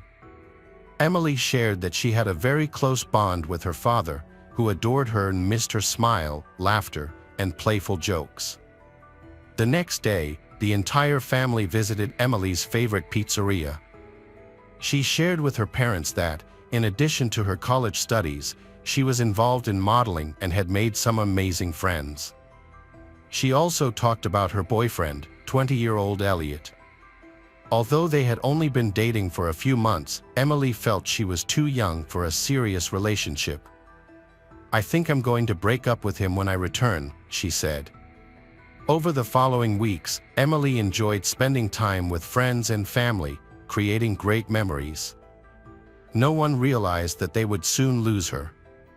When Emily's flight began boarding, she found it difficult to say goodbye to her family. She promised them she would return in 5 months. During that time, she was excited to watch the Rugby World Cup starting on September 9th. A few days later, while texting her father, Emily mentioned that she had broken up with Elliot, but she chose not to share specific details. Elliot had been acting oddly after seeing photos Emily posted on social media from New Zealand, particularly because there were other guys in the pictures, which made him very jealous. Elliot Turner, a 20-year-old from a wealthy jewelry family, appeared to live a carefree life. He was well known in the bar and club scenes of Bournemouth and Poole and was part of a group of affluent young men known as The Firm. His friends nicknamed him All Talk Turner due to his tendency to brag. In December 2010, he met Emily, and they enjoyed a lavish lifestyle together, often staying out late. However, Elliot, who had a history of being obsessed with women, quickly became jealous, leading to frequent violent arguments in their relationship. People described him as threatening, aggressive, controlling, and possessive. In January 2008, when Elliot was 16 years old, the police sent him a warning letter about harassment. They advised him not to contact his ex-girlfriend after he inundated her with text messages and emails following their breakup. Elliot enjoyed being the center of attention and did not have to work since his parents financially supported him. He was skilled at manipulating others, including his parents, and his life centered on parties, women, alcohol, and drugs. He believed he was capable of doing anything he desired. Elliot always carries a hammer with him to intimidate anyone who might challenge him. His friends thought Elliot fancied himself a gangster. Elliot would often buy drinks for everyone at the bar. Elliot liked to brag about owning a new Mini Cooper, but it was actually a gift from his grandmother. He attempted to maintain his tough guy persona by posting streetwise messages on social media, where he often called himself Scarface or God. Although he attracted a lot of female attention, he became very attached to Emily when he met her. She praised his image as a successful person, something he worked hard to achieve. As their relationship progressed, Elliot began to display increasingly controlling behavior. He even threatened Emily, saying he would take her life. Emily wrote an emotional note to Elliot expressing her feelings. 1. I love you. 2. Please don't say you'll kill me. 3. Stop bringing up your ex-girlfriends. 4. Stop being so aggressive. Relax a bit, because that is much more attractive, and you scare me because you're so intimidating. As Elliot revealed his true nature and his controlling behavior escalated to an unacceptable level, Emily understood that he was not the right person for her. Then she decided to break up with him. Unfortunately, individuals like Elliot often cannot accept rejection. On the evening of May 6, 2011, Emily was out with friends at an entertainment venue. Surveillance footage showed her arriving at the nightclub with them. In another development, Elliot checked Emily's Facebook messages and found out she was seeing another man, which made him extremely angry. He went to the club and confronted Emily, leading to an argument. The situation escalated when Emily threw her drink at him. Elliot reacted by verbally abusing her and making threats of violence.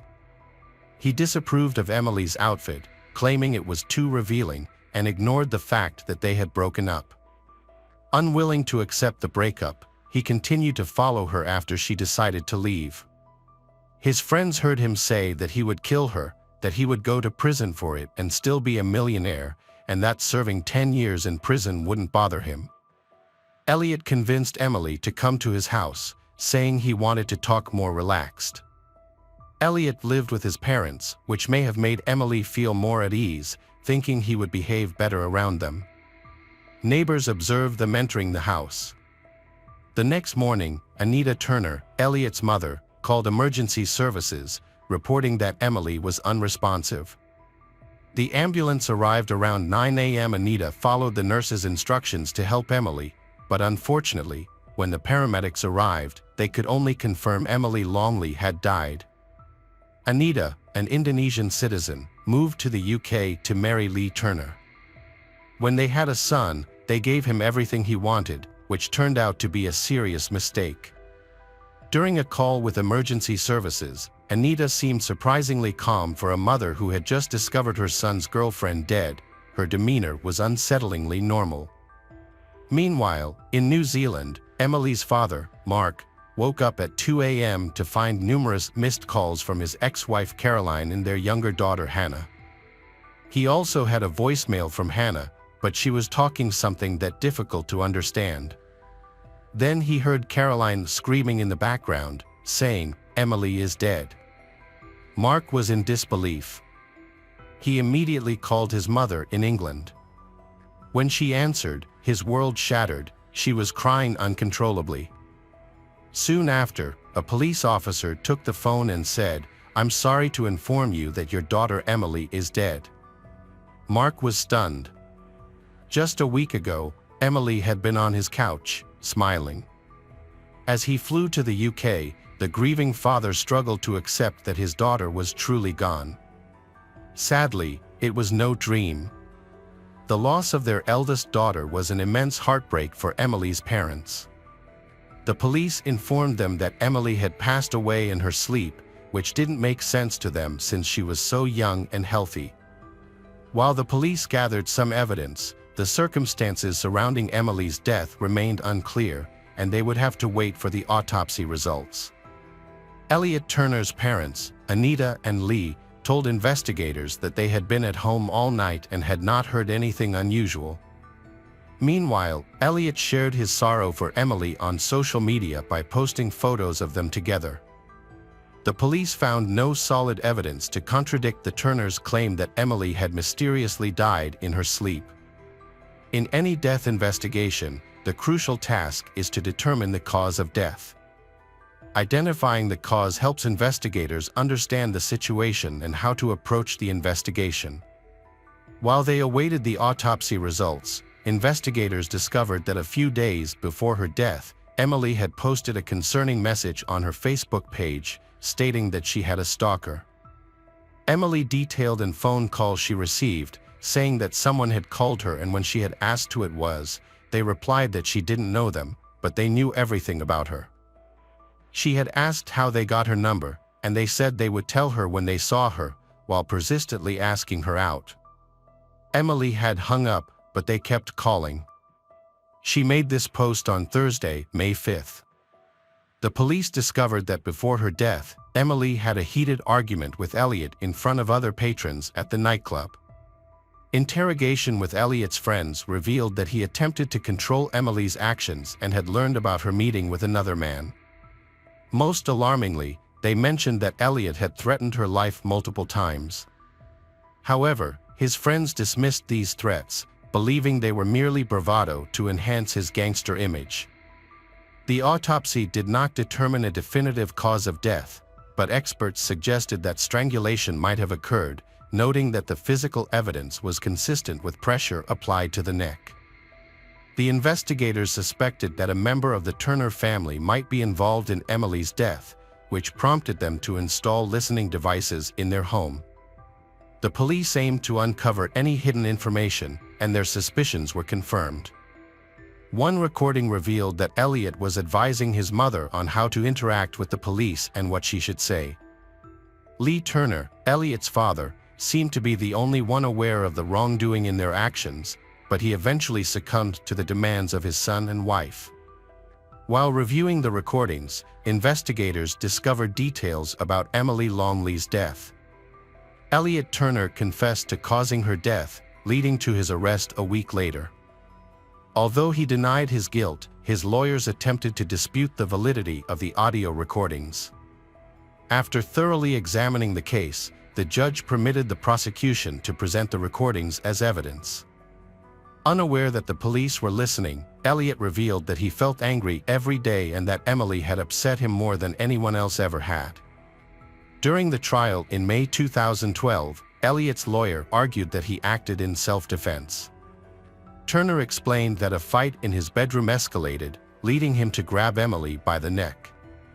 He insisted that he did not strangle her and claimed he discovered her dead in his bed the next morning. On the second day of the trial, Elliot expressed his disgust with his actions that night. It was reported that after finding Emily dead, he wrote a letter to his mother expressing his shame and mentioning that he was planning to leave for Spain. This suggests that Elliot intended to leave the country on the day Emily died but ultimately changed his mind for some unknown reason. When the police arrived at his house after receiving a call, they found packed bags, and Elliot had his passport in his pocket.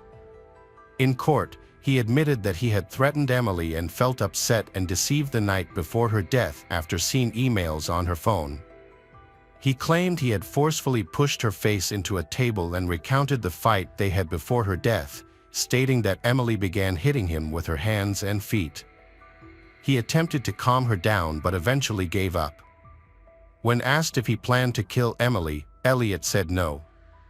He claimed he thought Emily was asleep and only realized she was dead when she didn't wake up the next morning. In an interview with the Herald newspaper, Emily's father, Mark, expressed the pain of losing his daughter. The reality of death is that it's incredibly difficult. It doesn't matter if it's your child, partner, or even your 99-year-old grandmother, it's painful when someone is here one day and gone the next. This is something we struggle to cope with. All anniversaries are tough, birthdays are tough, Christmas is tough, and Easter is especially hard because that was the last time I truly spent time with her, Mark Longley shared. He shared that the hardest part is knowing he will never see the woman she could have been. I miss watching the life she was denied develop. We had a small but beautiful glimpse of the woman she was becoming, and I felt so proud of her. As her father, I'm naturally biased, but the world truly was a better and more enjoyable place with her in it. During the trial, Elliot Turner was depicted as a privileged young man whose parents tried to protect him from facing consequences. The court revealed that he had free access to his family's home in the wealthy Queen's Park neighborhood of Bournemouth. There, he hosted wild parties for his middle-class friends, as described by his father, Lee. To ensure he didn't bother them, his parents allowed him to use a converted garage as his own living space, giving him the freedom to come and go as he pleased. It was in this room, equipped with a mini bar, that he strangled Emily while they were on his bed.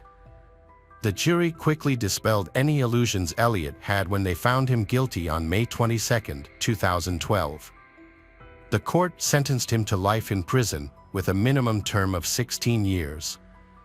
While delivering the verdict, Mrs. Justice Dost described Elliot as arrogant, stating, "Emily was a lovely girl who brought joy to others. You extinguished that light. You didn't love her, she was a trophy to you. The relationship was about your control through aggression and threats. Focus on your life sentence instead of luxury." She also sentenced Elliot to 9 months for perverting justice, to run concurrently. Elliot Turner wasn't the only one involved in the trial. His parents, Anita and Lee, were also implicated. They loved their son and tried to protect him after he committed his crime. Lee destroyed a letter in which Elliot confessed, while Anita removed a jacket from the room where the letter was supposedly found. Additionally, Anita delayed calling for an ambulance, allowing Elliot time to hide evidence and let the family create a credible story for the police. When questioned about her decision to postpone the call, Anita stated that she didn't believe Emily was dead. During cross-examination, they asked her if she believed Emily had ruined her son's life. After a 6-second pause, she answered, "No." In the recording, Lee inquired whether they had made the right decision. Anita responded, "We've done the right thing." Both Anita Turner, 51, and Lee Turner, 54, were found guilty of obstructing justice and received sentences of 27 months in prison. In 2013, after serving half of their sentence, they continued to live in the house where Emily tragically died. Emily's father, Mark, broke down while discussing the verdicts. With support from his ex-wife Caroline and daughter Hannah, he expressed, "What we have heard over these 5 weeks has shocked and disgusted us. It is beyond belief that a man as evil as Elliot could treat such a gentle and loving girl like Emily so violently. We are incredibly proud that she came all the way across the world to seek a better life for herself. Unfortunately, this is the life that Elliot chose to take from her." Mark mentioned that there was much discussion about Elliot's bragging, and no one took his threat seriously until it was too late. He noted that even his mother dismissed it when he texted her about his intention to harm Emily. In October 2020, reports emerged that Elliot Turner's cellmates had assaulted him in prison. This incident followed his decision to display photos of Emily in his cell and brag about receiving letters from female admirers. The attack was triggered after he claimed he would soon go back to his luxurious lifestyle filled with champagne, Bentleys, and attractive women. In 5 years, Elliot Turner will be eligible to apply for early release. We can only hope that the parole board will act wisely and make the right choice concerning someone who has shown no remorse for his actions. Welcome back, detectives. Let's dive into another horrible case. The case of Yvonne Baldelli. Yvonne Baldelli, born Fold, was born on June 30, 1969, in a small town in sunny Southern California. She was the third and youngest child of Marjorie and James Fold and grew up with her brother Michael and sister Michelle, with whom she developed a particularly close relationship from an early age. When Yvonne was 13, her mother passed away after a long illness. A year later, her father remarried Leland F.A., and the grown children developed a wonderful relationship with their stepmother, who was a kind and caring woman who loved her husband's children as her own. Yvonne received a solid education and explored many career paths, but her main passion was always fashion design, and she dreamed of turning her hobby into a profitable business. However, luck never seemed to be on her side when it came to her personal life. She had been married twice, but both marriages ended in divorce. Additionally, a surgery she underwent as a young woman, followed by complications, left Yvonne unable to have children. After her divorce from her second husband, Kevin Baldelli, in 2007, Yvonne lived alone in her small apartment with her dog, whom she affectionately called Baby. She kept in regular contact with her father and sister, calling them almost every day and trying to see her family at least once a month. In 2009, as Yvonne was preparing to celebrate her 40th birthday, she met a Marine named Brian Brimmager. At the time, he was legally married and had a young son with his wife. Despite this, Brian was open about his extramarital affair and shared with Yvonne that he was unhappy in his marriage, claiming that he had not filed for divorce only because he did not want to hurt his child. Yvonne fell in love with this handsome, tanned, healthy man at first sight and believed every word he said. Having experienced the pain of a loveless marriage herself and knowing how difficult it is to leave such a relationship, she did not push her partner, believing that the presence of a child was the main obstacle. However, Brian was not as straightforward and sincere as he seemed. From a young age, his attractive appearance made him very popular with the opposite sex. He was used to juggling several relationships at once and skillfully deceived the women who fell in love with him, promising each of them marriage, a family, and eternal love. It was soon discovered that the married Brian had not only met Yvonne but had also had another mistress. This other woman was Christine Verhoeven, a gorgeous blonde with many connections. She was a White House analyst. When Yvonne learned about another rival, she decided to tackle the situation directly and fight for the man she loved. Summoning her courage, she contacted Brian's wife to reveal that he was cheating on her with 2 women. This revelation caused a heated debate, forcing Brian to make a difficult decision. In the end, he chose Yvonne, though it's possible she influenced his choice. A few months later, Brian officially divorced his wife and moved in with Yvonne. At that time, he was still in the Marines but had been thinking about leaving his military career. The couple appeared genuinely happy, but Yvonne's family remained skeptical of Brian, questioning the sincerity of his feelings. In the summer of 2011, Brian expressed his desire to make significant changes in his life. He wanted to leave the military, move away from the busy city, and settle on a tropical island. Yvonne felt the same way. She supported him completely and was ready to go wherever he chose. She believed he was the most important person in her life and loved him deeply. By September of that year, they had made their decision. The couple would move to Panama and live on the small island of Carino, which they considered a true paradise. Yvonne told her family about her plans just before leaving, so they didn't have a chance to convince her to change her mind. She sold her apartment, quit her job, and began packing for the trip. Yvonne packed only a few bikinis, shorts, tank tops, and her sewing machine, aiming to start a small boutique where she could create and sell custom outfits for tourists on the new island. In early September, Brian, Yvonne, and her beloved little dog flew to Panama. They spent a few days in the capital before taking a ferry to Carino Island, where they rented a house right by the ocean. The climate was hot and humid, with consistent temperatures year-round, which attracted many tourists, especially those interested in diving and surfing. The island was only 1 square kilometer in size, allowing visitors to walk around it in about an hour. Most of the infrastructure was located along the coast, while the interior consisted of dense jungle and swampy areas filled with venomous snakes, spiders, and other wildlife, making it dangerous to explore. Brian, a talented guitar player since he was young, brought his guitar hoping to start a musical career by performing in local entertainment venues on the island. Within a week of moving, he had contacted with several local bar owners, and one of them offered him a job. He performed in the evenings, entertaining the crowd, but his audience often bought him drinks, which led him to drink heavily almost every day. Yvonne's business was growing very slowly, facing poor sales and making little profit. Nevertheless, she remained determined. She took a job at one of the bars and adopted a second dog she found on the island.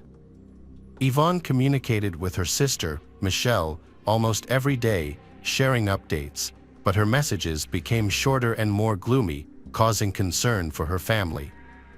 The couple initially enjoyed their first few months on the island, feeling like they were in paradise.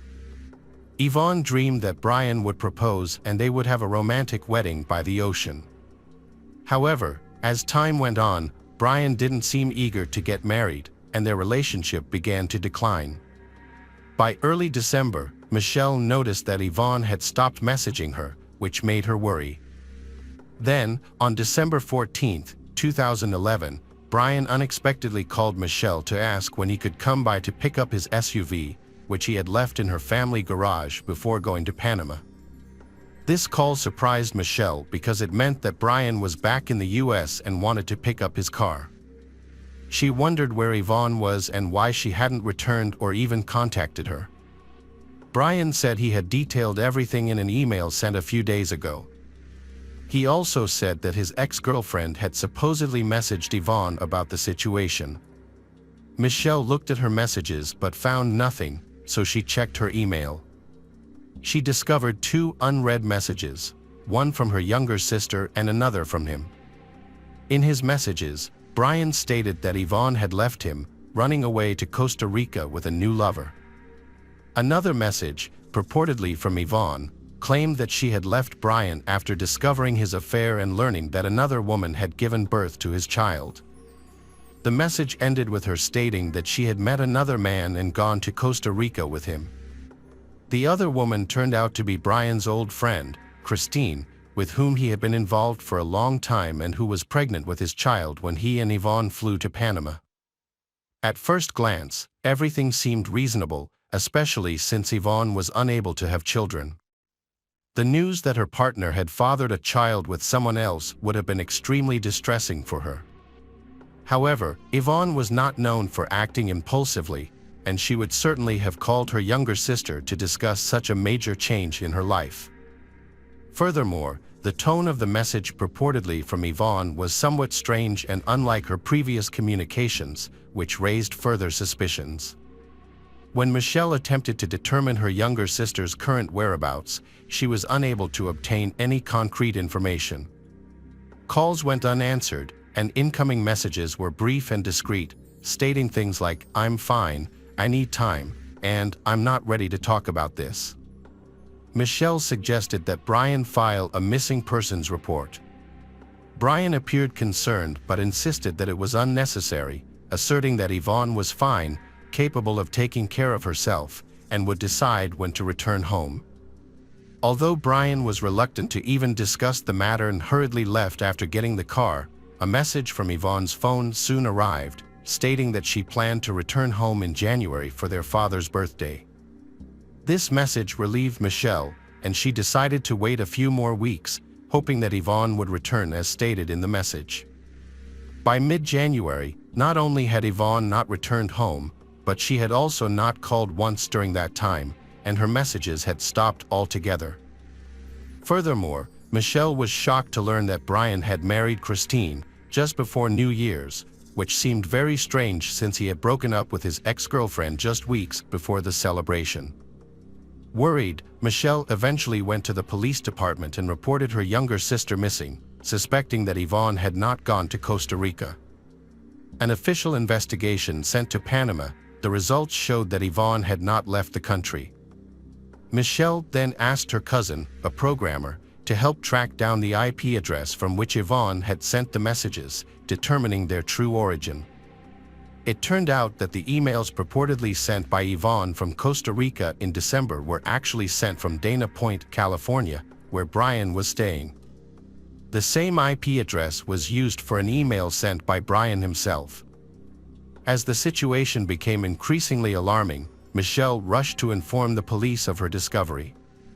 Michelle contacted the FBI and the State Department, sharing her suspicions that Brian had harmed her younger sister in Panama and then continued to send text messages and emails from her phone, pretending to be her for about a month. However, there was not enough solid evidence at the time to arrest him, so law enforcement could only interview him and continue to gather evidence of his guilt. It was revealed that Brian had proposed to Christine while still in Panama with Yvonne. He promised Christine that he would return soon, that they would marry, and that they would raise their daughter together. Furthermore, Christine did not know that Brian had come to the island with Yvonne, as he had told her he was there on business. The family's investigation began 2 months after Yvonne's disappearance, when her sister and niece flew to Panama themselves. There, they sought the help of Don Winter, a former U.S. intelligence officer turned investigator specializing in finding missing U.S. citizens. They shared the story of Yvonne's disappearance and Brian's version of events. After listening to them, Don immediately expressed concern that the possibility of Yvonne being alive was very low. With extensive experience in such investigations and leveraging her connections, Don decided to put pressure on the Panamanian government and publicize the case, turning the disappearance of an American woman into international news. A press conference was held with the participation of Yvonne's family members. Later, Yvonne's father, stepmother, brother, and several other close relatives and friends traveled to Panama to join the search and assist in the investigation. Together, they went to the tropical island of Carino, searched thoroughly, but found no trace of Yvonne. Their search efforts were hampered by dense bushes and swamps filled with wild animals. In addition, the family asked the islanders how well they knew Brian and Yvonne and what they could tell them. It turned out that the couple had been drinking heavily recently and often argued loudly, disregarding those around them. They were seen at the bar almost every day, drinking and arguing violently. Furthermore, people began to notice bruises and scratches on Yvonne's face and body. She hardly ever took off her sunglasses, apparently to hide the bruises under her eyes. The couple's landlord confirmed that neighbors frequently complained about noise, screaming, and swearing coming from their residence. At the same time, FBI agents brought a special team of divers to the island to search for any potential evidence or remains of her. Unfortunately, these searches also yielded no results. Brian was initially the prime suspect in the case, but there was no concrete evidence to charge him. He denied any involvement, repeatedly telling the same story about his ex-partner running off with another man. It was not until September 21, 2012, that Brian was questioned and his home searched. At the time, his wife, Christine, was at work while Brian, unemployed, stayed home with the children and immersed in his beloved game of golf. Initially, he appeared confident, recalling that Yvonne had left him after discovering his child with another woman. However, he became visibly concerned, and the police mentioned that the last messages sent under Yvonne's name came from his area and expressed interest in examining the laptop found on his desk.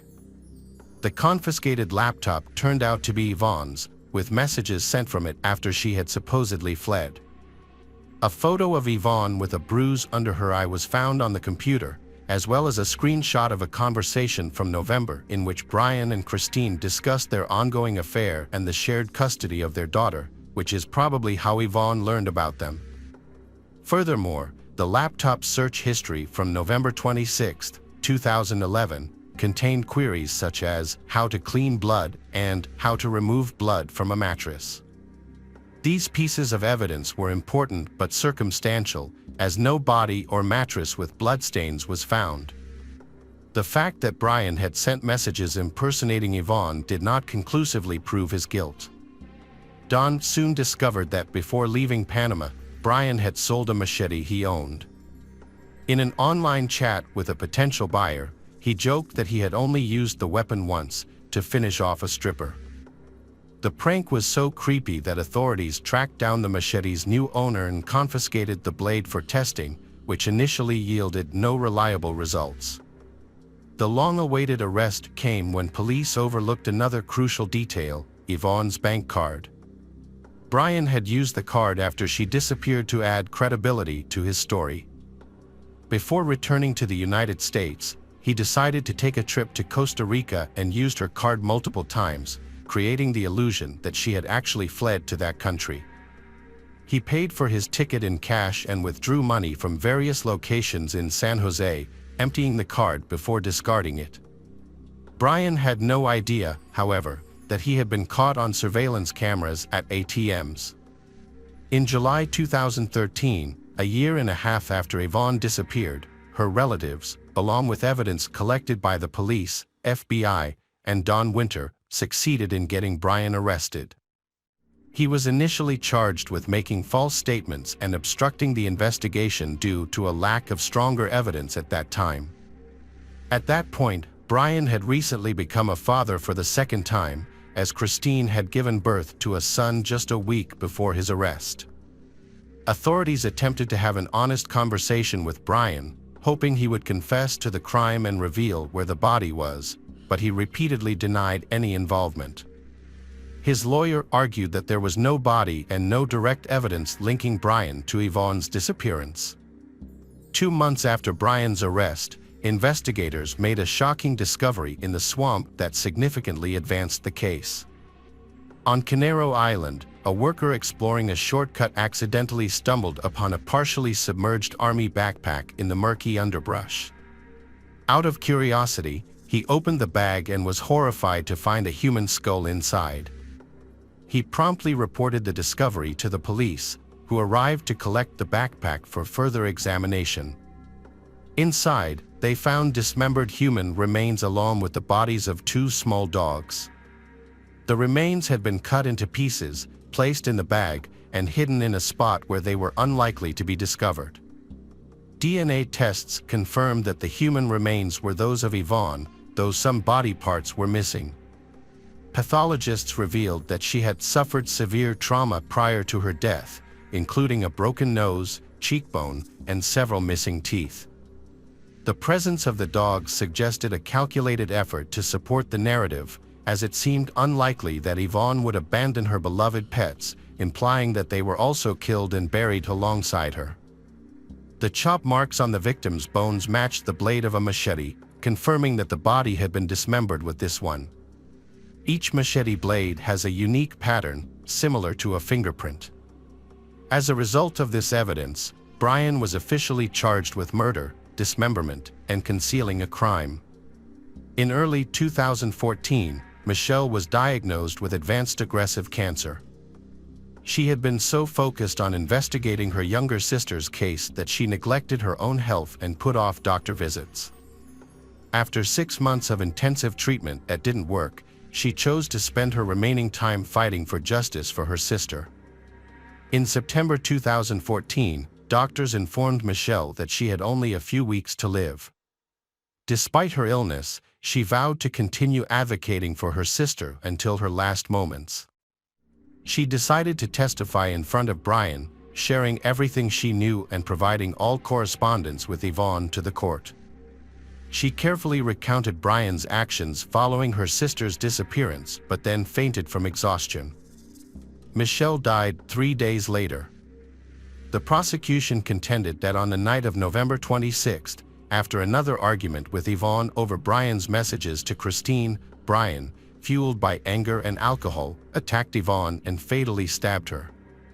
He then dismembered her body in the bathtub with a machete, using the same weapon to kill Yvonne's dogs, and placed their remains in his military backpack. The limbs that couldn't fit in the bag were discarded in the ocean, thrown off a rocky cliff early in the morning, along with a blood-stained mattress. Brian then carried the backpack deep into the island and submerged it in a swamp. For the following weeks, he stayed in the same coastal house, carefully removing any traces of the crime.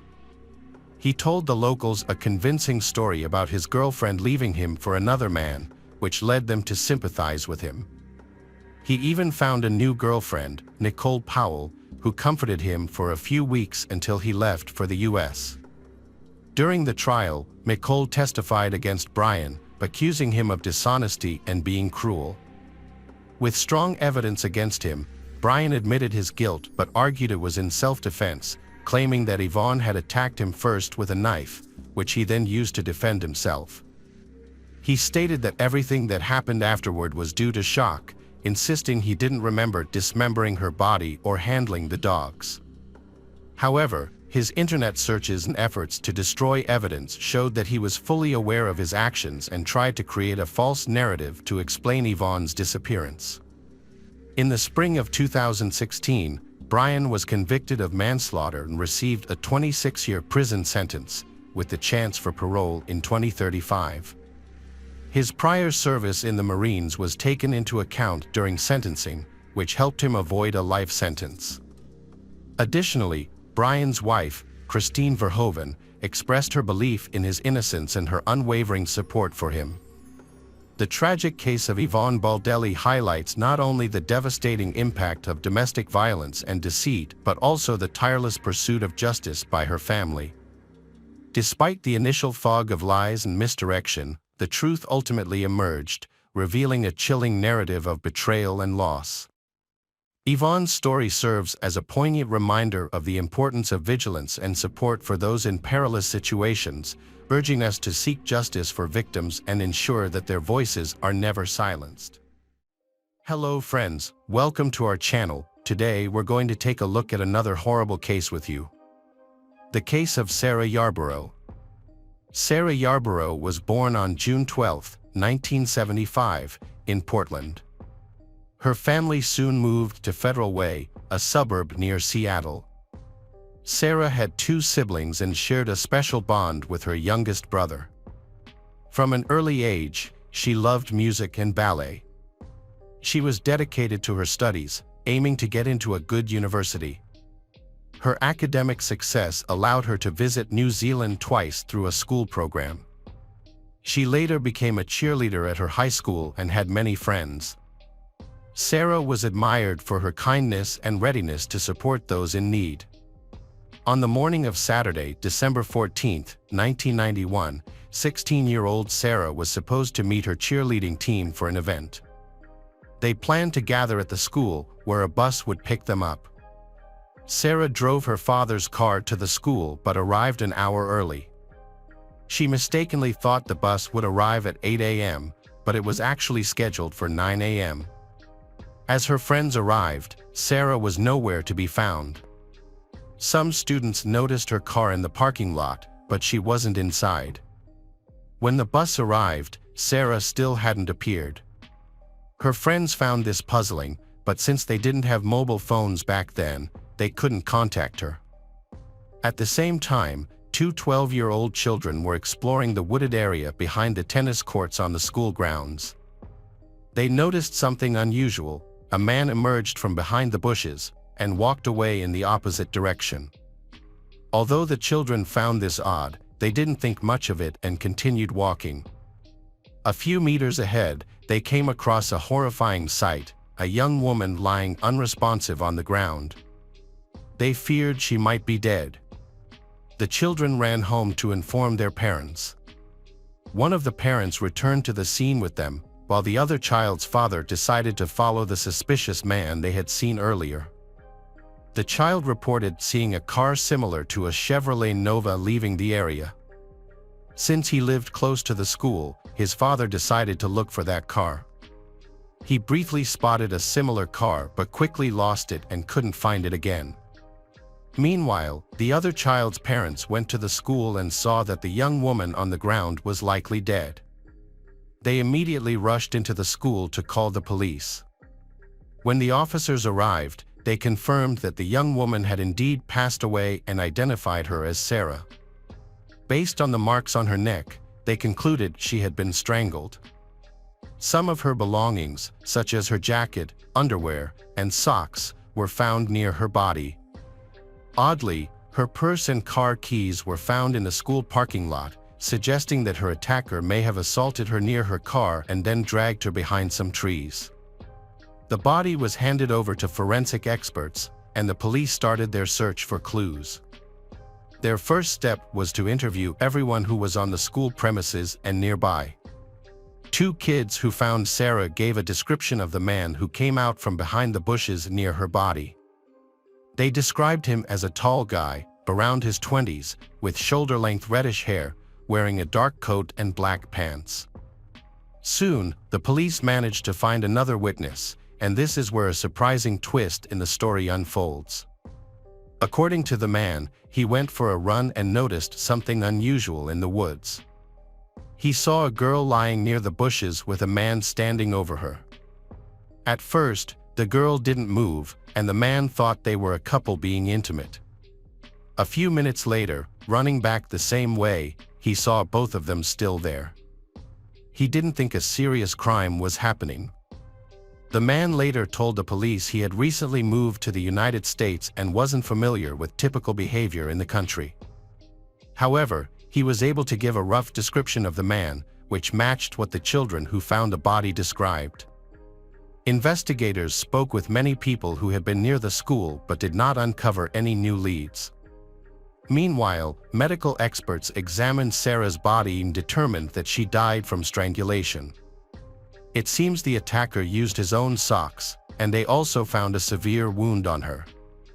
Experts believe the blow made her lose consciousness, matching the runner's report of seeing her lying still on the ground. In 1991, forensic experts examined Sarah's clothing and found traces of male hair on most of her clothing. However, there wasn't a DNA database available to compare these samples, so investigators could only make direct DNA comparisons with specific suspects. Detectives identified another lead in the case. Although forensic experts found male DNA on Sarah's clothing, the forensic doctor confirmed there were no signs of sexual assault on her body. With this information, investigators developed a theory about what happened. Sarah arrived at the school nearly an hour early and was alone in a parking lot. It is believed her attacker saw her, waited for her to get out of her car, then hit her on the head with an object, knocking her unconscious. He then dragged her behind some trees, where her body was later found. The attacker removed some of her clothing, committed indecent acts, and then strangled her with her own socks. When one of the children who found Sarah's body mentioned a car in which the attacker supposedly escaped, detectives started looking for a Chevrolet Nova. They found such a car quickly, but the driver was just delivering donuts that morning. He gave a DNA sample, which did not match the DNA on Sarah's clothing. It seems the children just noticed the vehicle driving nearby and mistakenly believed the perpetrator was inside. None of the children could definitely recall seeing a man coming from the bushes to a car. In the following days, police officers continued to search for witnesses and new leads, but no significant progress was made. Classes resumed on Monday despite the recent tragedy. The murder had occurred just a few meters from the school, and the perpetrator was still at large with an unknown identity. The girls were scared to walk alone near the school, so boys from the sports teams decided to escort each female student to their car or bus to ensure they weren't left alone on the street. Investigators discovered there were about 70 potential witnesses at the school and nearby that morning. They interviewed each one, but no new information came to light. Using statements from the two children in the runner, a sketch of the attacker was made and shared with all local newspapers and TV stations. The story gained significant media attention, resulting in the police receiving hundreds of tips in the following weeks. Investigators thoroughly followed up on each tip, but none led to any breakthroughs. At one moment, they found a potential suspect who resembled the attacker's description and had a criminal history. However, this lead also proved fruitless because the suspect's DNA did not match the sample from the victim's clothing. The case remained inactive for months. The police received 4,000 tips and tried to follow up on each one, but the local police department didn't have enough resources to manage all the information. Additionally, time was against them because new cases demanded the investigators' attention every month. When Sarah's family found out that the police didn't have enough resources to handle all the tips, they decided to help in any way they could. One family member worked for a technology company and persuaded the company to lend the police department a powerful computer worth $150,000, which was a lot of money in the 1990s. The company agreed, and the police used this computer to store all the tips in one place, process them quickly, and organize them for easy access. Unfortunately, despite their efforts, each tip went nowhere, and there was no progress in the following years. 2 years later, Sarah's classmates graduated. Before their graduation, they decided to honor her by raising a substantial amount of money to build a memorial. This memorial was a bench with Sarah's belongings cast in metal. Next to these items, there was a photo of her dog reaching for her purse. Over the years, the case was occasionally reopened, and all available evidence was re-examined, but the outcome remained unchanged. The perpetrator was still not found. During this time, the police interviewed several thousand people and collected DNA samples from nearly 300 potential suspects, but all efforts were unsuccessful. In 2011, 2 decades after the murder, a detective decided to use modern technology. He learned about a company specializing in genetic genealogy. The detective reached out and asked if they could find relatives of the person whose DNA was found on the victim. The experts accepted the challenge, but they were unsuccessful. At that time, genetic genealogy was in its early stages, and the experts faced limitations in what they could do. For example, they were unable to search for both male and female relatives within the same sample. If they had a man's DNA, they could only look for connections with other men, and the same applied to women. Additionally, they encountered legal challenges due to laws that restricted using genetic data samples to identify relatives of suspects. Nonetheless, their efforts produced some interesting outcomes. The detectives contacted a research team that had been working for years on mapping the genetic lineage of the first people who arrived in the United States from Britain on the Mayflower in 1620. After analyzing the DNA of Sarah's attacker, they found he was related to one of the ship's passengers, Robert Fuller. However, tracing him through this lineage was almost impossible, particularly given the challenges of those times. While the Mayflower carried just over 100 passengers, their descendants now number more than 25 million. Secondly, the detective didn't realize that he had turned Sarah's case into the first of its kind. Although his initial attempt was unsuccessful, it was the first crime to be attempted to solve with the help of genetic genealogy. The detective tried to use the available information and tracked down several men with the last name Fuller who lived in the area of the city at the time of Sarah's murder. He found photos of them and met with the only witnesses, a jogger and 2 men who had found the body when they were kids. Unfortunately, none of them recognized the killer in the photos. The detective retired in 2017, and a new team of investigators took over the case. They contacted the company that had been analyzing the DNA sample from the assailant since 2011.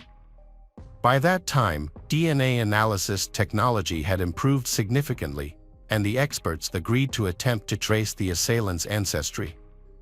It took them 2 years of meticulous work using public databases to identify even distant relatives of the assailant. They then manually traced these relatives' family connections to people who lived around the time of Sarah's death. In total, they had to rule out several thousand people before finally making a breakthrough. In September 2019, investigators identified 2 new potential suspects, brothers Edward and Patrick Nicholas, who were found to be descendants of Robert Fuller through DNA evidence. Experts concluded that a DNA sample from Sarah's clothing likely belonged to one of these brothers. At the time of the murder, Edward was 33 and Patrick was 27. The older brother, Edward, had a long history of violent crimes and had served time in prison. His DNA was already in the FBI database, so he could not have been involved in Sarah's murder. If he were the perpetrator, his DNA would have matched back in the 1990s. The younger brother, named Patrick Nicholas, had also been arrested several times by the police for violent crimes, including those against minors. However, this happened before DNA samples from those criminals were added to the database. The detectives put the man under surveillance immediately. Patrick lived in a neighboring city called Wellington. The police had been following him for 2 days, and soon an opportunity arose. One day, Patrick went to the laundromat, and while waiting for his clothes to wash, he stepped outside to smoke and threw a cigarette butt on the ground. An officer quickly collected it in an evidence bag and returned to his car. When Patrick stepped out to smoke again, a cloth handkerchief fell from his pocket. The officers picked it up, deciding to keep the handkerchief as a backup in case experts couldn't extract a DNA sample from the cigarette butt. The forensic experts successfully collected samples from all the items. The next day, they informed the detective that Patrick's DNA perfectly matched the traces found on Sarah's clothing from 1991. The judge quickly issued an arrest warrant for the man, and the police detained him. It took investigators 5 days to confirm his identity before they formally charged him with murder. When his background was leaked to the media, many questioned why someone with such a criminal history had not been considered a suspect for the past 28 years. At 19, Patrick Nicholas approached a young woman, got into her car, and attempted to assault her. The victim managed to escape by jumping into a river and swimming a long distance to reach safety. He has a criminal record. Patrick served a 4-year prison sentence before being released. In 1994, he was arrested again for attempting to assault a minor. Although he was detained, his DNA was not entered into any database. This was because the charge at the time was not considered serious enough to warrant DNA collection, and the police did not encounter his name for 30 years. Additionally, he was not mentioned in any of the 4,000 leads generated over the years. Genetic genealogy experts couldn't link him to Robert Fuller because Patrick's biological lineage had been adopted, and he grew up with a different surname. One of the men who found Sarah's body as a child in 1991 immediately recognized Patrick as the killer. He confessed that the event had profoundly impacted him, especially since he was only 12 years old when they found the body and the killer had seen him. For years, he lived in fear that the murderer might come after him. It wasn't until Patrick was arrested that he finally felt safe. Patrick's trial started in 2023. He claimed he was innocent, and his lawyer tried to dispute the main evidence, which was DNA. The lawyer argued that finding Patrick's DNA on the victim's clothing didn't prove his guilt, but this argument was dismissed. The lawyer also questioned the accuracy of the DNA analysis, but experts deemed this challenge baseless. In the end, Patrick was convicted of first-degree murder without premeditation.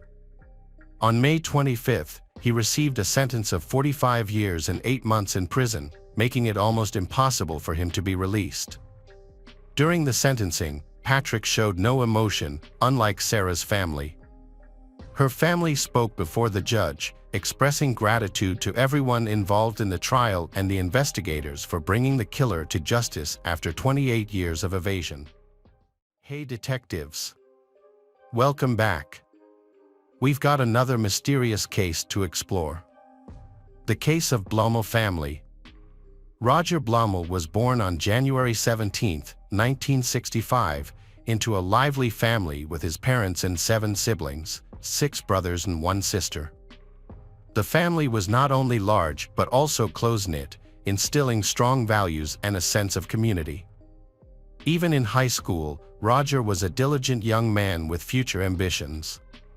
He started driving his father's truck and, after finishing high school, worked in concrete transportation. Eventually, he realized his true passion was in sales, where he achieved success. His friends often said that he could sell ice to an Eskimo, which showed his amazing sales skills. This talent came with a generous, cheerful, and outgoing personality. He always seemed happy, and nothing pleased him more than making everyone around him smile. Roger had a good life and an excellent relationship with his family. The only thing missing was a partner, and one day he found that too. Although he did not elaborate, a close friend recounted that one evening, when he met a young woman who captivated him, Roger declared with complete determination that she was the woman he was going to marry. Melissa was born in Wichita on January 1, 1960. She grew up in a loving family with 3 girls and 3 boys, though sadly, a younger sister passed away before her first birthday. Melissa was a kind and diligent person, always willing to assist her family and others. She started her career as an accountant at a bank and built a successful path over the years.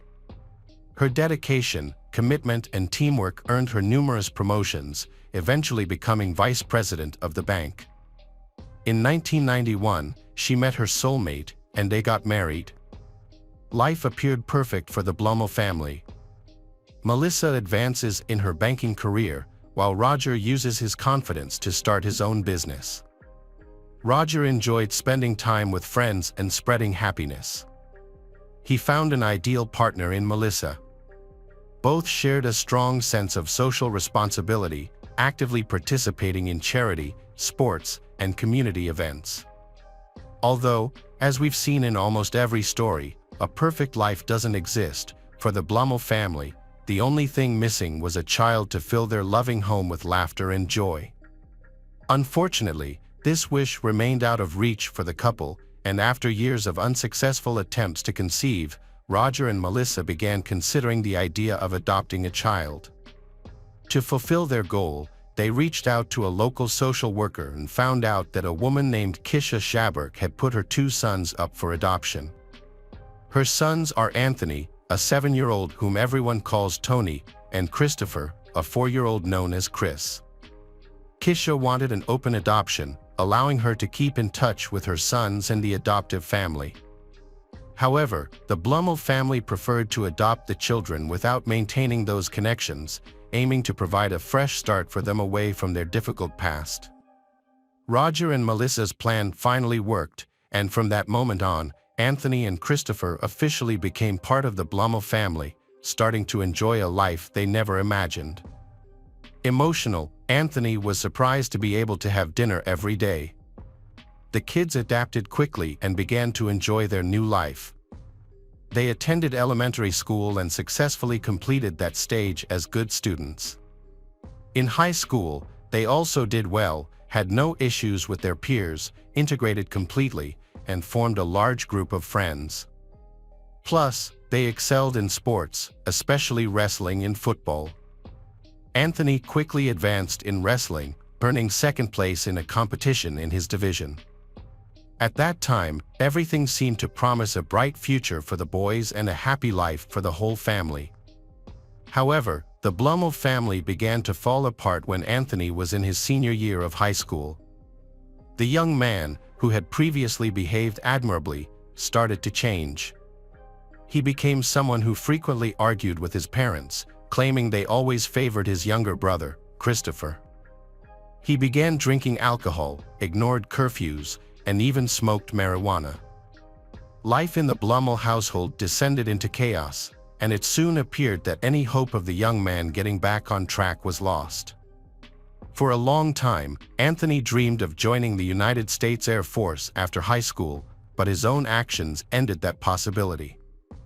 In 2013, he was arrested for an unspecified violent act and later, after graduation, for driving under the influence of alcohol. With these incidents on his record, a future in military aviation was no longer possible. Rather than reflecting on his situation, Anthony spiraled further downward. After graduating, his life lacked direction. He didn't want to study or work, all he wanted was to sleep late and spend his days in a haze of cannabis smoke. Melissa was terrified of the boy's angry outbursts, causing her to endure extremely difficult pressure. Adding to the complexity, there was something the Blumel family was unaware of. Since the spring of 2013, Kisha has been in contact with her biological sons through social media. It appeared that Christopher either ignored Kisha's friend request or showed little interest in communicating with his biological mother.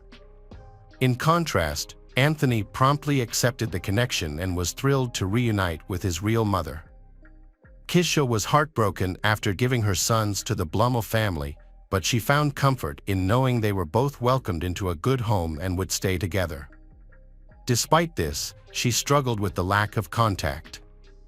Reconnecting with her eldest son filled her with joy, though she also felt deep resentment towards the Blumel family, believing they had turned Christopher against her. However, this resentment was overshadowed by the happiness of reuniting with her firstborn. Moreover, when she heard about Anthony's issues with his adoptive parents, Kisha became hopeful about reuniting with him and quickly invited him to visit her. Meanwhile, at the adoptive family's house, instead of getting better, things were getting worse. The conflict reached a boiling point when one day, during one of his tantrums, Anthony punched a hole in the wall. This was a turning point for the Blumel family. They could no longer risk their own safety or Christopher. After several unsuccessful attempts to stop the eldest son's behavior, Roger and Melissa made the tough decision to tell Anthony he had to leave the house. The young man initially wandered without purpose but soon realized he needed to support himself.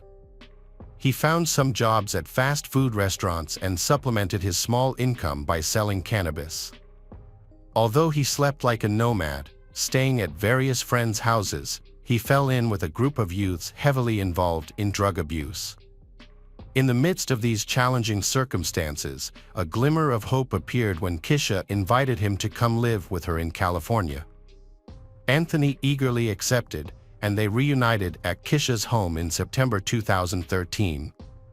He was accompanied by his best friend from high school, Braden, who had dropped out in his junior year to dedicate himself to drug dealing. The two young men were excited because they hoped to get Kisha's support to start a large marijuana business in the area, as she was experienced in the drug trade. They even considered entering the medical cannabis market. In reality, the two young men ended up living in a small one-room apartment. It's easy to see how tensions arose, especially since Sean, Kisha's partner, worked 2 jobs and was the only one providing for 5 people. Kisha contributed only a portion of the social assistance she received for her daughter. Meanwhile, Kisha, Anthony, and Braden spent their days using drugs, and Kisha's younger daughter was constantly exposed to this negative environment.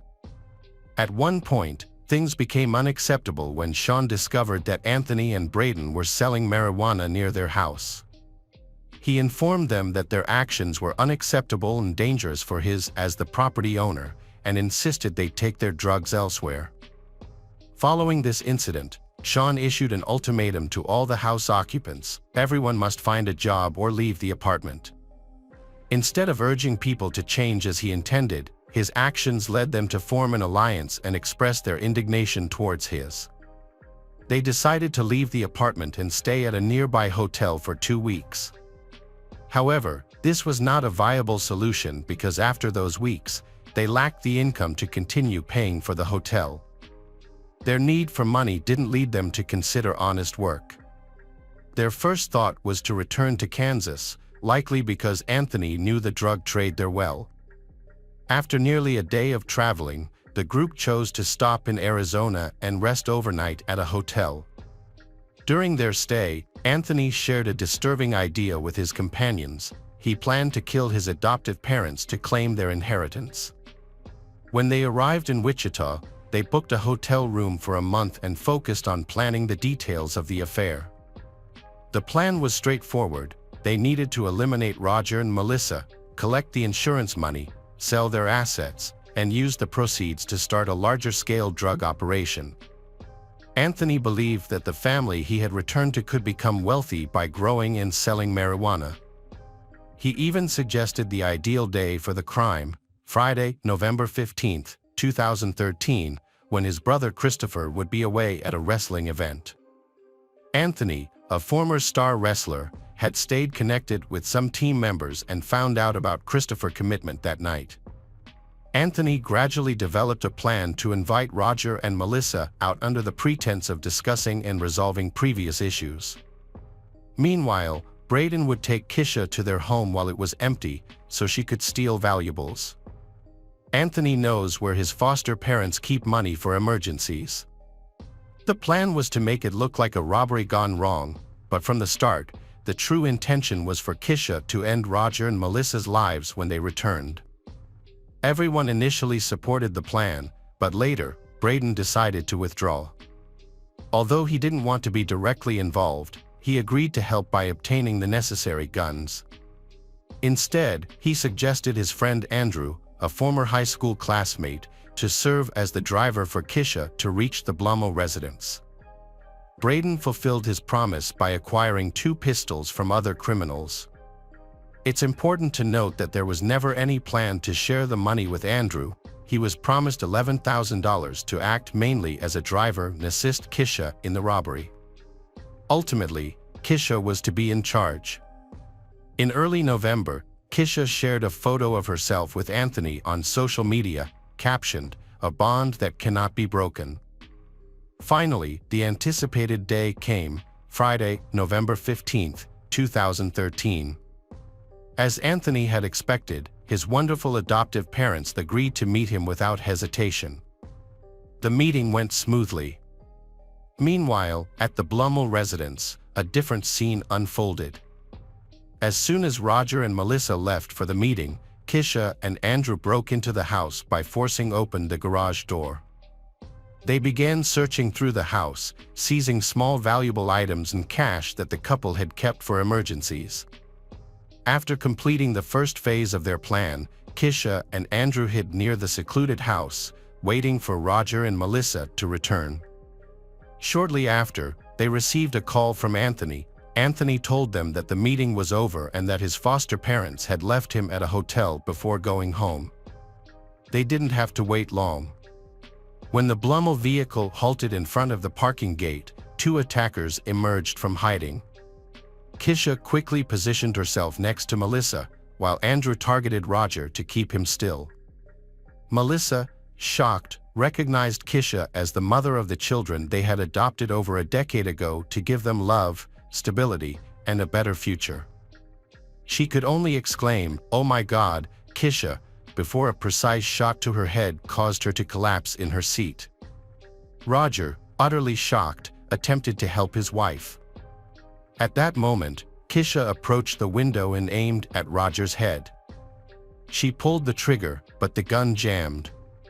She tried repeatedly to fire while Roger stood frozen beside his wife's lifeless body. Eventually, the gun went off, and Roger fell beside the woman who had been his life's greatest partner. After completing their deadly plan, Kisha and Andrew got into their vehicle and swiftly drove away. The Blummel couple remained there until about 9:15 p.m. when Christopher returned from a meeting and discovered the horrific scene. He quickly called 911, saying he had just come home and found his parents nearly unconscious in their van.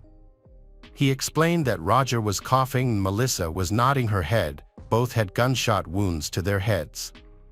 The dispatcher told him to perform resuscitation attempts while emergency services arrived a few minutes later to take over. Remarkably, the Blummels were still alive, but in critical condition, so they were rushed to a hospital. When they got back to the hotel where they were staying, Kisha seemed to have a panic attack and said she just needed to use an illegal substance, which she did with the other guys. Additionally, around that time, Kisha disposed of the used weapon and a purse containing items she had stolen from the house, so they could be dumped in a nearby stream. Andrew threw the items into a pond in a nearby park. The next day, Anthony used the money he stole from his adoptive parents to start dealing marijuana, earning his first $100. Sadly, that same day, Melissa passed away at the age of 53 after a long battle. Anthony also visited his father in the hospital, unaware that he had been removed from both the Blummel family will and their insurance policies some time earlier. As a result, the two terrible crimes were committed for nothing. In the days that followed, it was discovered that Andrew had not been paid and was unaware that Kisha had taken money from the Blummel family's home. Eventually, they were caught. During the first inspections of the Blummel residence, police noticed the garage door had been forced open and the home was in complete disarray with items scattered everywhere. It was confirmed that money, jewelry, and other items were stolen. Authorities initially thought the attack on the couple happened because they arrived while the thieves were still there. However, it was later determined that the fatal assault occurred before the couple entered the home, so this theory was dismissed. In the van where Roger and Melissa were attacked, investigators found no significant fingerprints, but they did discover a casing. The authorities then focused on the victims' workplaces, suspecting a disgruntled client might have sought revenge, but this theory was dismissed. Next, they decided to speak with people close to the couple. Anthony was first on the detectives' list because he was the last person seen with the victims. However, he insisted he knew nothing about the incident and had not been involved. He claimed that after dinner, he returned directly to the hotel where he was staying with his mother. This was confirmed by the hotel staff. Christopher was second on the list of suspects because he had discovered the bodies. However, he was quickly cleared after confirming that he was at a dinner with the wrestling team during the incident. Despite this, investigators noticed something unusual about his behavior. He didn't seem very upset and appeared deep in thought. When the police asked him who he thought might be responsible for what happened to his parents, Christopher promptly mentioned one person. He said the only person who might have a grudge against his parents and possibly commit such an act was his older brother, Anthony. Thanks to this crucial tip, the authorities caught a lucky break in their search for the culprits. A man reached out to the police to say that a young guy, a friend of Anthony, had approached him wanting to buy a gun. The detectives focused their attention on this person, and upon checking his background, they found he had a long history connected to drugs. They also found out that he had traveled to California with Anthony. The guy in question was Braden. Braden soon received a message from his family letting him know that investigators from the sheriff's office wanted to question him about the incident involving the Blummels. The next morning, Braden went to the police station. A press report revealed that on his way there, he stopped by a pond to discard something, reportedly the guns used in the crime that hadn't been disposed of as intended. According to this report, he was already under surveillance, and when the police searched the water, they found a bag he had thrown in, containing a pistol that hadn't been fired during the attack. Braden's interrogation lasted 3 days. Initially, he insisted he was not involved in the incident. However, under pressure from authorities, he eventually confessed everything he knew, explaining that the plan for the attack was Anthony's idea. Anthony Blummel, 18, and his biological mother Kisha, 35, were arrested on November 19 at the hotel where they were staying. In addition, Andrew, who was also 18, was arrested, followed by Braden's arrest on November 20, 2013. At that time, Kisha did not admit to being involved in the robbery and other crimes, even though the 3 young men confessed to what had happened. On November 25, 2013, the accused first appeared in court via video conference. During this appearance, they were all charged with the same offenses: first-degree murder, attempted first-degree murder, 2 counts of aggravated robbery, burglary, and theft. The 3 young men were set a bail of $500,000, and for Kisha, the bail was set at $1 million. On December 21, Rogers passed away at the age of 48, joining his beloved Melissa. After his death, the situation worsened for the woman and the 3 young men, as they faced the risk of being charged with capital murder, which could lead to a death penalty sentence. On January 3, 2014, the 4 detainees were officially charged with capital murder, accused of being responsible for the deaths of multiple people in the same incident. Additionally, Kisha was charged with 2 counts of aggravated robbery, 1 count of burglary, and 1 count of theft. The preliminary hearing was held on July 17 of that year. By that time, Braden had negotiated with the authorities and became the prosecution's star witness in exchange for a reduced sentence.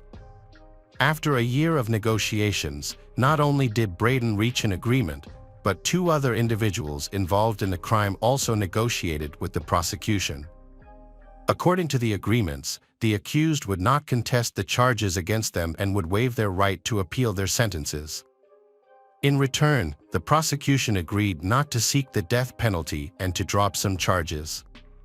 Starting in mid-2015, each of them confirmed their decision to plead guilty in separate hearings. The judge sentenced Kisha to life in prison without parole for the capital murder charge and an additional 122 months for 2 counts of aggravated robbery. These sentences will be served consecutively. When given the chance to speak, she expressed deep regret for what happened and sympathized with the Blummel family. However, the rest of her statement was controversial, as she claimed she was not involved in the incident and harbored no ill will towards the Blummels. Instead, she expressed great respect for them, acknowledging that they had provided Anthony and Christopher with a wonderful life, for which she remained grateful. Official records indicate that Kisha is still held in a high-security correctional facility. The next to face his fate was his son, Anthony Blummel, known to everyone as Tony, who received the same sentence as his mother. During the sentencing hearing, Anthony, who chose not to speak when given a chance, listened to the victim impact statement made by his aunt, Christina Blummel. She thanked the authorities for delivering justice and spoke about all the love that Roger and Melissa had shown the boy. In complete silence, Anthony listened to Christina's heartfelt words, and at one point, tears almost welled up in the young accused's eyes. Ultimately, the woman informed Anthony that he had made his decisions voluntarily. She suggested that he might eventually understand his choices, or perhaps he never will. Since then, Anthony has been in a correctional facility. Up to now, his record includes numerous infractions, such as smuggling, fighting, unauthorized phone use, explicit sexual activity, theft, and disobedience, among others. A week after those trials, it was Andrew's turn, the only one who refused to admit his responsibility. He was found guilty of first and second-degree murder and sentenced to life in prison plus 155 months.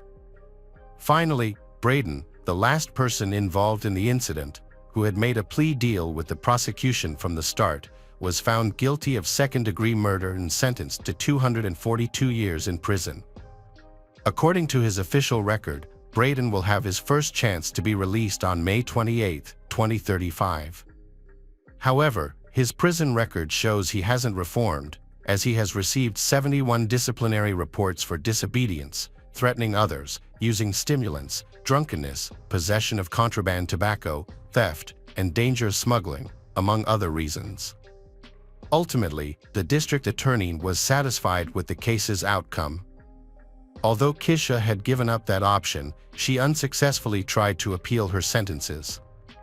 The undeniable fact at the conclusion of this story is that the lives of two wonderful people, Roger and Melissa Blummel, ended in a tragic and needless way. The tragedy began with the bitterness or guilt of a woman who lived a life of excess and gave her children up for adoption. She couldn't handle the fact that one of her descendants no longer wanted contact with her. This seemingly caused her to misdirect her anger towards the people who had lovingly cared for her children. Anthony reacted to the couple's love and care with resentment, envy, and violence. He turned to substance abuse and eventually committed 2 crimes. Kisha's younger daughter was placed in foster care. On the other hand, Christopher Blummel overcame the loss, the pain, and with the support of his family, he lived a positive life. Hello, crime enthusiasts, are you ready for another chilling investigation? The case of Sean Eckerd. Donna and Samuel Eckerd were a couple who were related before they got married. Both had experienced unsuccessful marriages before and had a total of 6 adult children. After a difficult past, they found peace with each other and decided to move to San Diego, California, to start a new life. There, they rented a spacious house and regularly attended local church activities on weekends. The family was very religious and lived a quiet life without much social interaction. A few years after moving, the family welcomed their first son, Stanley, and 2 years later, their second son, Sean. Donna devoted all her time to taking care of the house and raising the 2 children, so the boys grew up surrounded by love and care. Both attended a good local school. On weekends, the family participated in church activities. As adults, the 2 children left their parents to start their own family's acros. The country. However, the Eckerd family still maintained a close relationship. They often contacted each other, called each other, and spent all their holidays together. Sean was a cheerful and easygoing boy. He was attractive, intelligent, and a good listener, so he made friends easily. In contrast, Stanley was a bit shy and found socializing difficult.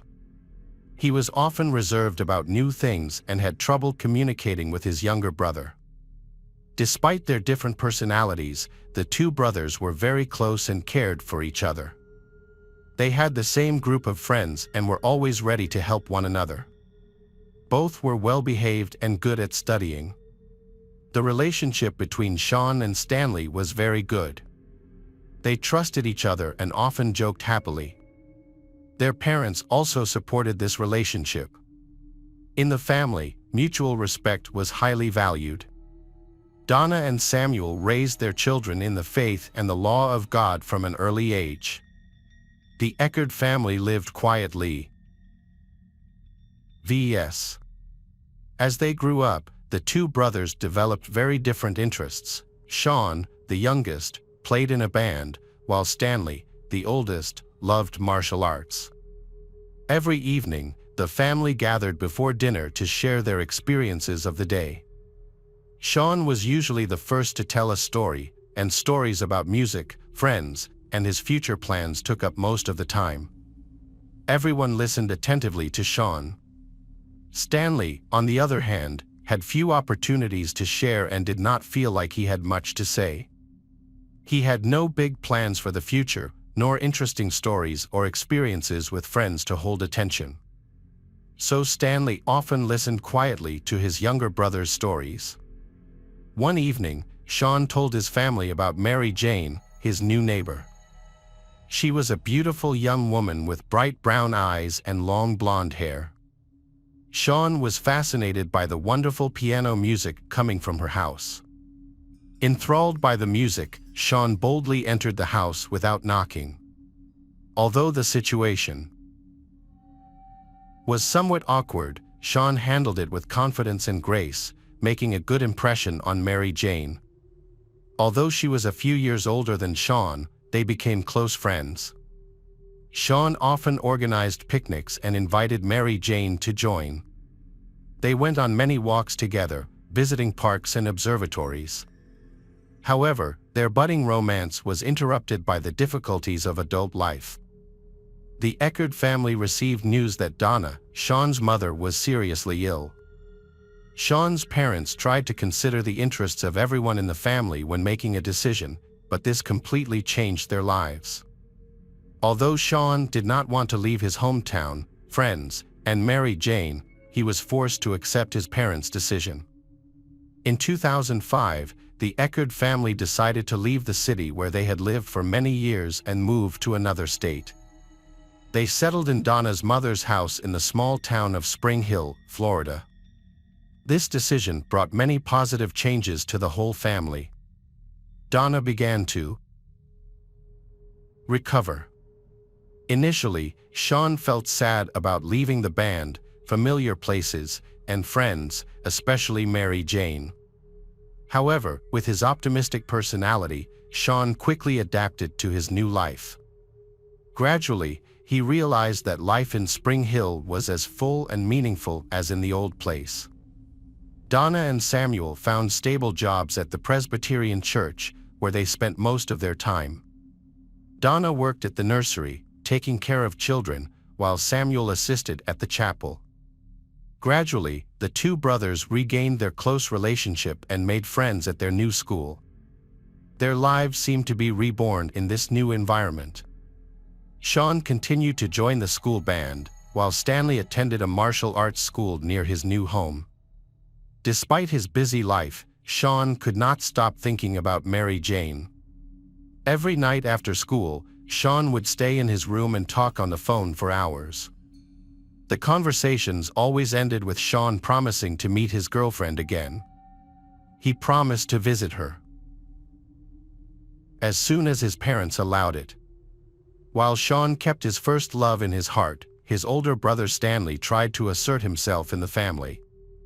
Stanley had a quiet and humble personality and seemed to receive little attention from his parents.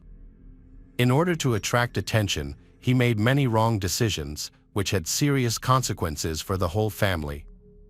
In May 2006, he informed his parents of his intention to drop out of school to pursue a martial arts career and open a martial arts club. However, due to the recklessness of youth, he joined a bad group, where he began to engage in petty fraud and experiment with illegal drugs. By 2007, bad relationships led to Stanley's arrest for theft and fraud. The news of his eldest son's wrongdoing shocked Donna, causing her to be hospitalized for a heart attack. Fortunately, the situation was quickly resolved with the help of a lawyer. This lawyer skillfully defended Stanley by pointing out the lack of direct evidence, helping him to be quickly released and receive only a suspended sentence. This incident left Stanley extremely scared, feeling guilty, hoping for sympathy and acceptance from his family. Meanwhile, after experiencing the terrifying events that happened to Stanley, Sean did not tell his parents about his decision. During the summer vacation, he worked as a waiter to save money. He then left a note for his mother, informing her that he was going to California to meet Mary Jane. The 2-day bus ride to Sean's lover seemed endless. The scenery changed, day turned to night, and Sean looked forward to meeting Mary Jane at the final destination. When the bus stopped, Sean eagerly ran to her, having seen her radiant face and long hair through the window. They spent the happiest days together, going on picnics like in high school. For the first time, Sean expressed his love to Mary, and she returned his feelings. After a walk, Sean and Mary Jane sat down on a bench. Suddenly, Sean felt dizzy, his vision went black, and he fainted. He was rushed to the hospital, his health rapidly deteriorating. Mary Jane contacted Sean's sister, Jennifer, who hurried to California. Doctors determined that the cause of Sean's rapid deterioration was a tick-borne disease. The disease developed suddenly and rapidly, causing many complications, including encephalitis. A grueling battle to save Sean's life began, with doctors working tirelessly for a long time to bring him back to health. After more than a month in a coma and 6 months of rehabilitation, Sean was saved. His recovery was arduous. It was surprising that a small tick bite during a summer walk could cause such a serious illness. Jennifer took her brother back to Florida for further treatment and long-term recovery. Mary Jane was forced to stay behind, only able to communicate with her boyfriend by phone. Despite the hardships and unexpected illness, these events brought the Eckerd family closer together. Donna did her best to help her beloved son Sean overcome his serious illness. She closely monitored his diet and exercise regimen. This devoted care helped Sean recover completely, but also caused Stanley to gradually harbor resentment and jealousy. After recovering, Sean continued his music studies and graduated in 2009. He dreamed of introducing Mary Jane, his favorite, to his family. However, this plan did not work out. Instead, Stanley introduced his younger brother to Samantha Rowe. Samantha, a native of Florida, quickly became friends with the two brothers. Stanley was fond of her and sympathetic towards her, while she was attracted to Sean's cheerful and outgoing personality. For a while, Stanley actively pursued Samantha, and she reciprocated his interest. They had a few romantic dates, ending in passionate kisses. Stanley was very happy, but Samantha, despite accepting his advances, could not stop thinking about Sean. Samantha wrote Sean a text message expressing her emotional and inviting him to go for a walk. Sean agreed, and the wife spent the evening walking along the river, talking about Stanley and Mary Jane. Sean had no intention of winning Samantha over because he already had a girlfriend. After being rejected, Samantha sent Stanley a text message, falsely claiming that Sean had met her and confessed that he liked her. Stanley was very angry. That night, he went up to Sean's room and they talked. At first, they spoke quietly, then argued loudly, and finally fell completely silent. The parents did not intervene in the quarrel between the two brothers because they were used to it. It was the mother who first discovered Sean missing when he did not answer the phone. The night before, Stanley had explained to his mother that Sean had left after an argument. After 2 days of searching, the police received an unusual call from Sean's sister, Jennifer. In the call, they heard only a woman's screams and a man's moans in the background. After being asked repeatedly to calm down, Jennifer finally spoke clearly to the police. She was still screaming for help and reported that her brother Stanley had killed Sean. She said that Stanley was in the house talking to his mother and that Stanley's father, Samuel, was lying next to Sean's body. She pleaded for immediate help. The police arrived at the crime scene and found a horrific sight in the backyard. Samuel was on his knees, his hands full as he tried to pull his son's body from the wet ground. He screamed and wiped the dirt off Sean. The once peaceful neighborhood, with its beautiful lawns where the two brothers often waved to neighbors, had now become the scene of a tragedy. The Eckerd family, who had happily raised 2 sons, now faced terrible grief. One son was dead, and the other was under arrest. Stanley was arrested on suspicion of murder. During his initial interview, he claimed he had no intention of killing his brother. In a fit of rage, Stanley had hit Sean in the head, causing him to fall and die. After realizing his brother was dead, Stanley White tied up the body and buried it in the backyard. During the investigation, Stanley said, "I buried him. After all, that's what you do with dead people." This statement sounded cold and emotionless, more like the words of a serial killer than those of a loving brother. To justify his actions, Stanley said that he did it for his mother, he wanting to protect her from the shock of hearing about Sean's death. Stanley planned to move and rebury his younger brother's body after their parents died. During the interrogation, Stanley displayed many different emotions. At times he cried, confessed, and showed remorse, claiming it was an accident.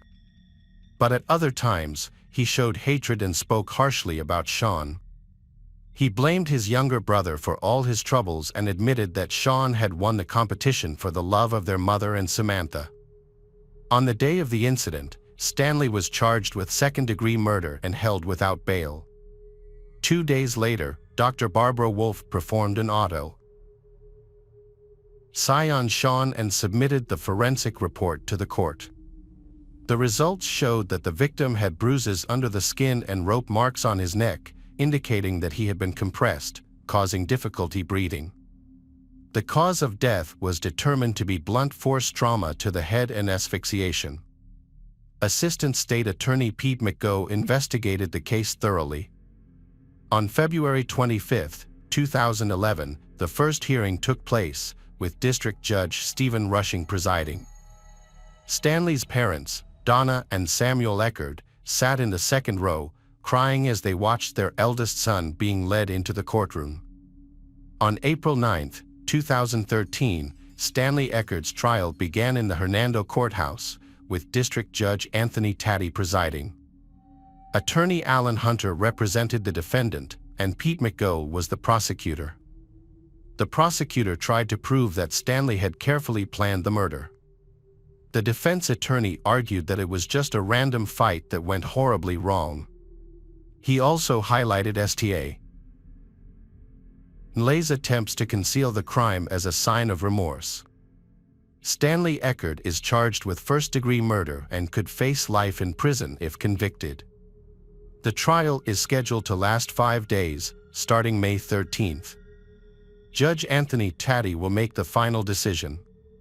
If convicted of second-degree murder, Stanley could still face life in prison.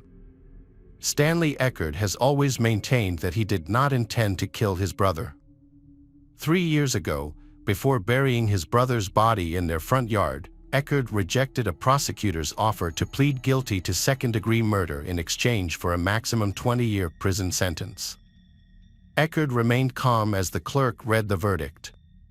The brothers' parents, Samuel and Donna, wept silently as the jury left the courtroom.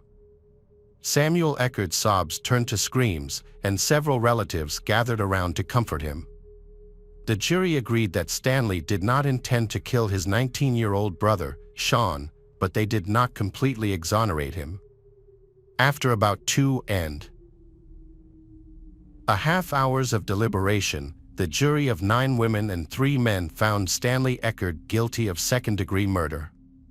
However, the Eckerd family still believes Stanley's account of the events that occurred in the early morning hours of June 19, 2010, and criticized the state attorney's office for bringing the case. Samuel Eckerd, Stanley's father, praised Chief Assistant Public Defender Alan Lanter for his good work in defending the case. The family questioned the appropriateness of the verdict and appealed, but their appeal was denied. Samuel expressed surprise that the jury reached its verdict so quickly but insisted that the family's belief remains unchanged. He also acknowledged one undeniable fact: after his younger brother died, Stanley dragged Sean's body out of his bedroom window and buried it in the backyard of their Spring Hill home. Samuel discovered Sean's body 2 days later. Assistant District Attorney Pete began his closing by showing the jury a photo of Sean's body rolled up in the dirt. Pete emphasized that this was not a cold case and pointed out that Stanley had changed his story several times when questioned about his younger brother's death. Pete went on to say that after Sean's funeral, Stanley forged text messages from Sean's phone, claiming he was in California with his girlfriend. Stanley also forged letters from Sean to Samantha, telling her not to contact him and to focus on Stanley instead. Finally, after hours of questioning, Stanley admitted that Sean had died in a fight in the bedroom. Stanley said he heard Sean's neck snap as they hit the floor. Stanley hid the body to protect his mother, who had heart problems, and planned to tell his father after she left for work. Pete concluded that Stanley caused the injuries that led to Sean's death, which constituted murder. He highlighted Stanley's statement to police about a dispute involving Samantha, as well as Stanley's conversation with his younger brother and a friend about revenge beefo. Sean died. During that conversation, the friend said Stanley mentioned that if he wanted to kill someone, he would hit them in the back of the head and bury them in the yard. However, this evidence was not strong enough to eliminate all reasonable doubt. Alan Lanter, defending, argued that the crime did not involve a deliberate act. Stanley was involved in his younger brother's death, but it was not murder, he said. Alan cited the medical examiner's testimony, saying that the blow to the head, combined with the swelling of his brain from encephalitis, could have caused his death. The pathologist also confirmed that hitting his head on the nightstand and the two fell could have been enough to cause Sean's death. Finally, Alan reminded the jury of Donna Eckerd's testimony, which stated that Sean had severe mood swings after suffering from encephalitis. In her testimony, Donna Eckerd even called Sean's death an accident. The jury could have found Stanley Eckerd guilty of third-degree murder or manslaughter, making this an excusable homicide case. Attorney Allen asked the jury not to let the gruesome images of Sean's body and Stanley's actions in burying it distract them from the real cause of his death. Stanley Eckerd did a terrible thing after Sean died, but he was not a murderer, Allen stressed. During the final trial, Eckerd's parents were devastated when Judge Anthony sentenced Samuel Eckerd to 50 years in prison without parole. They felt as if they had lost both their sons on the same day.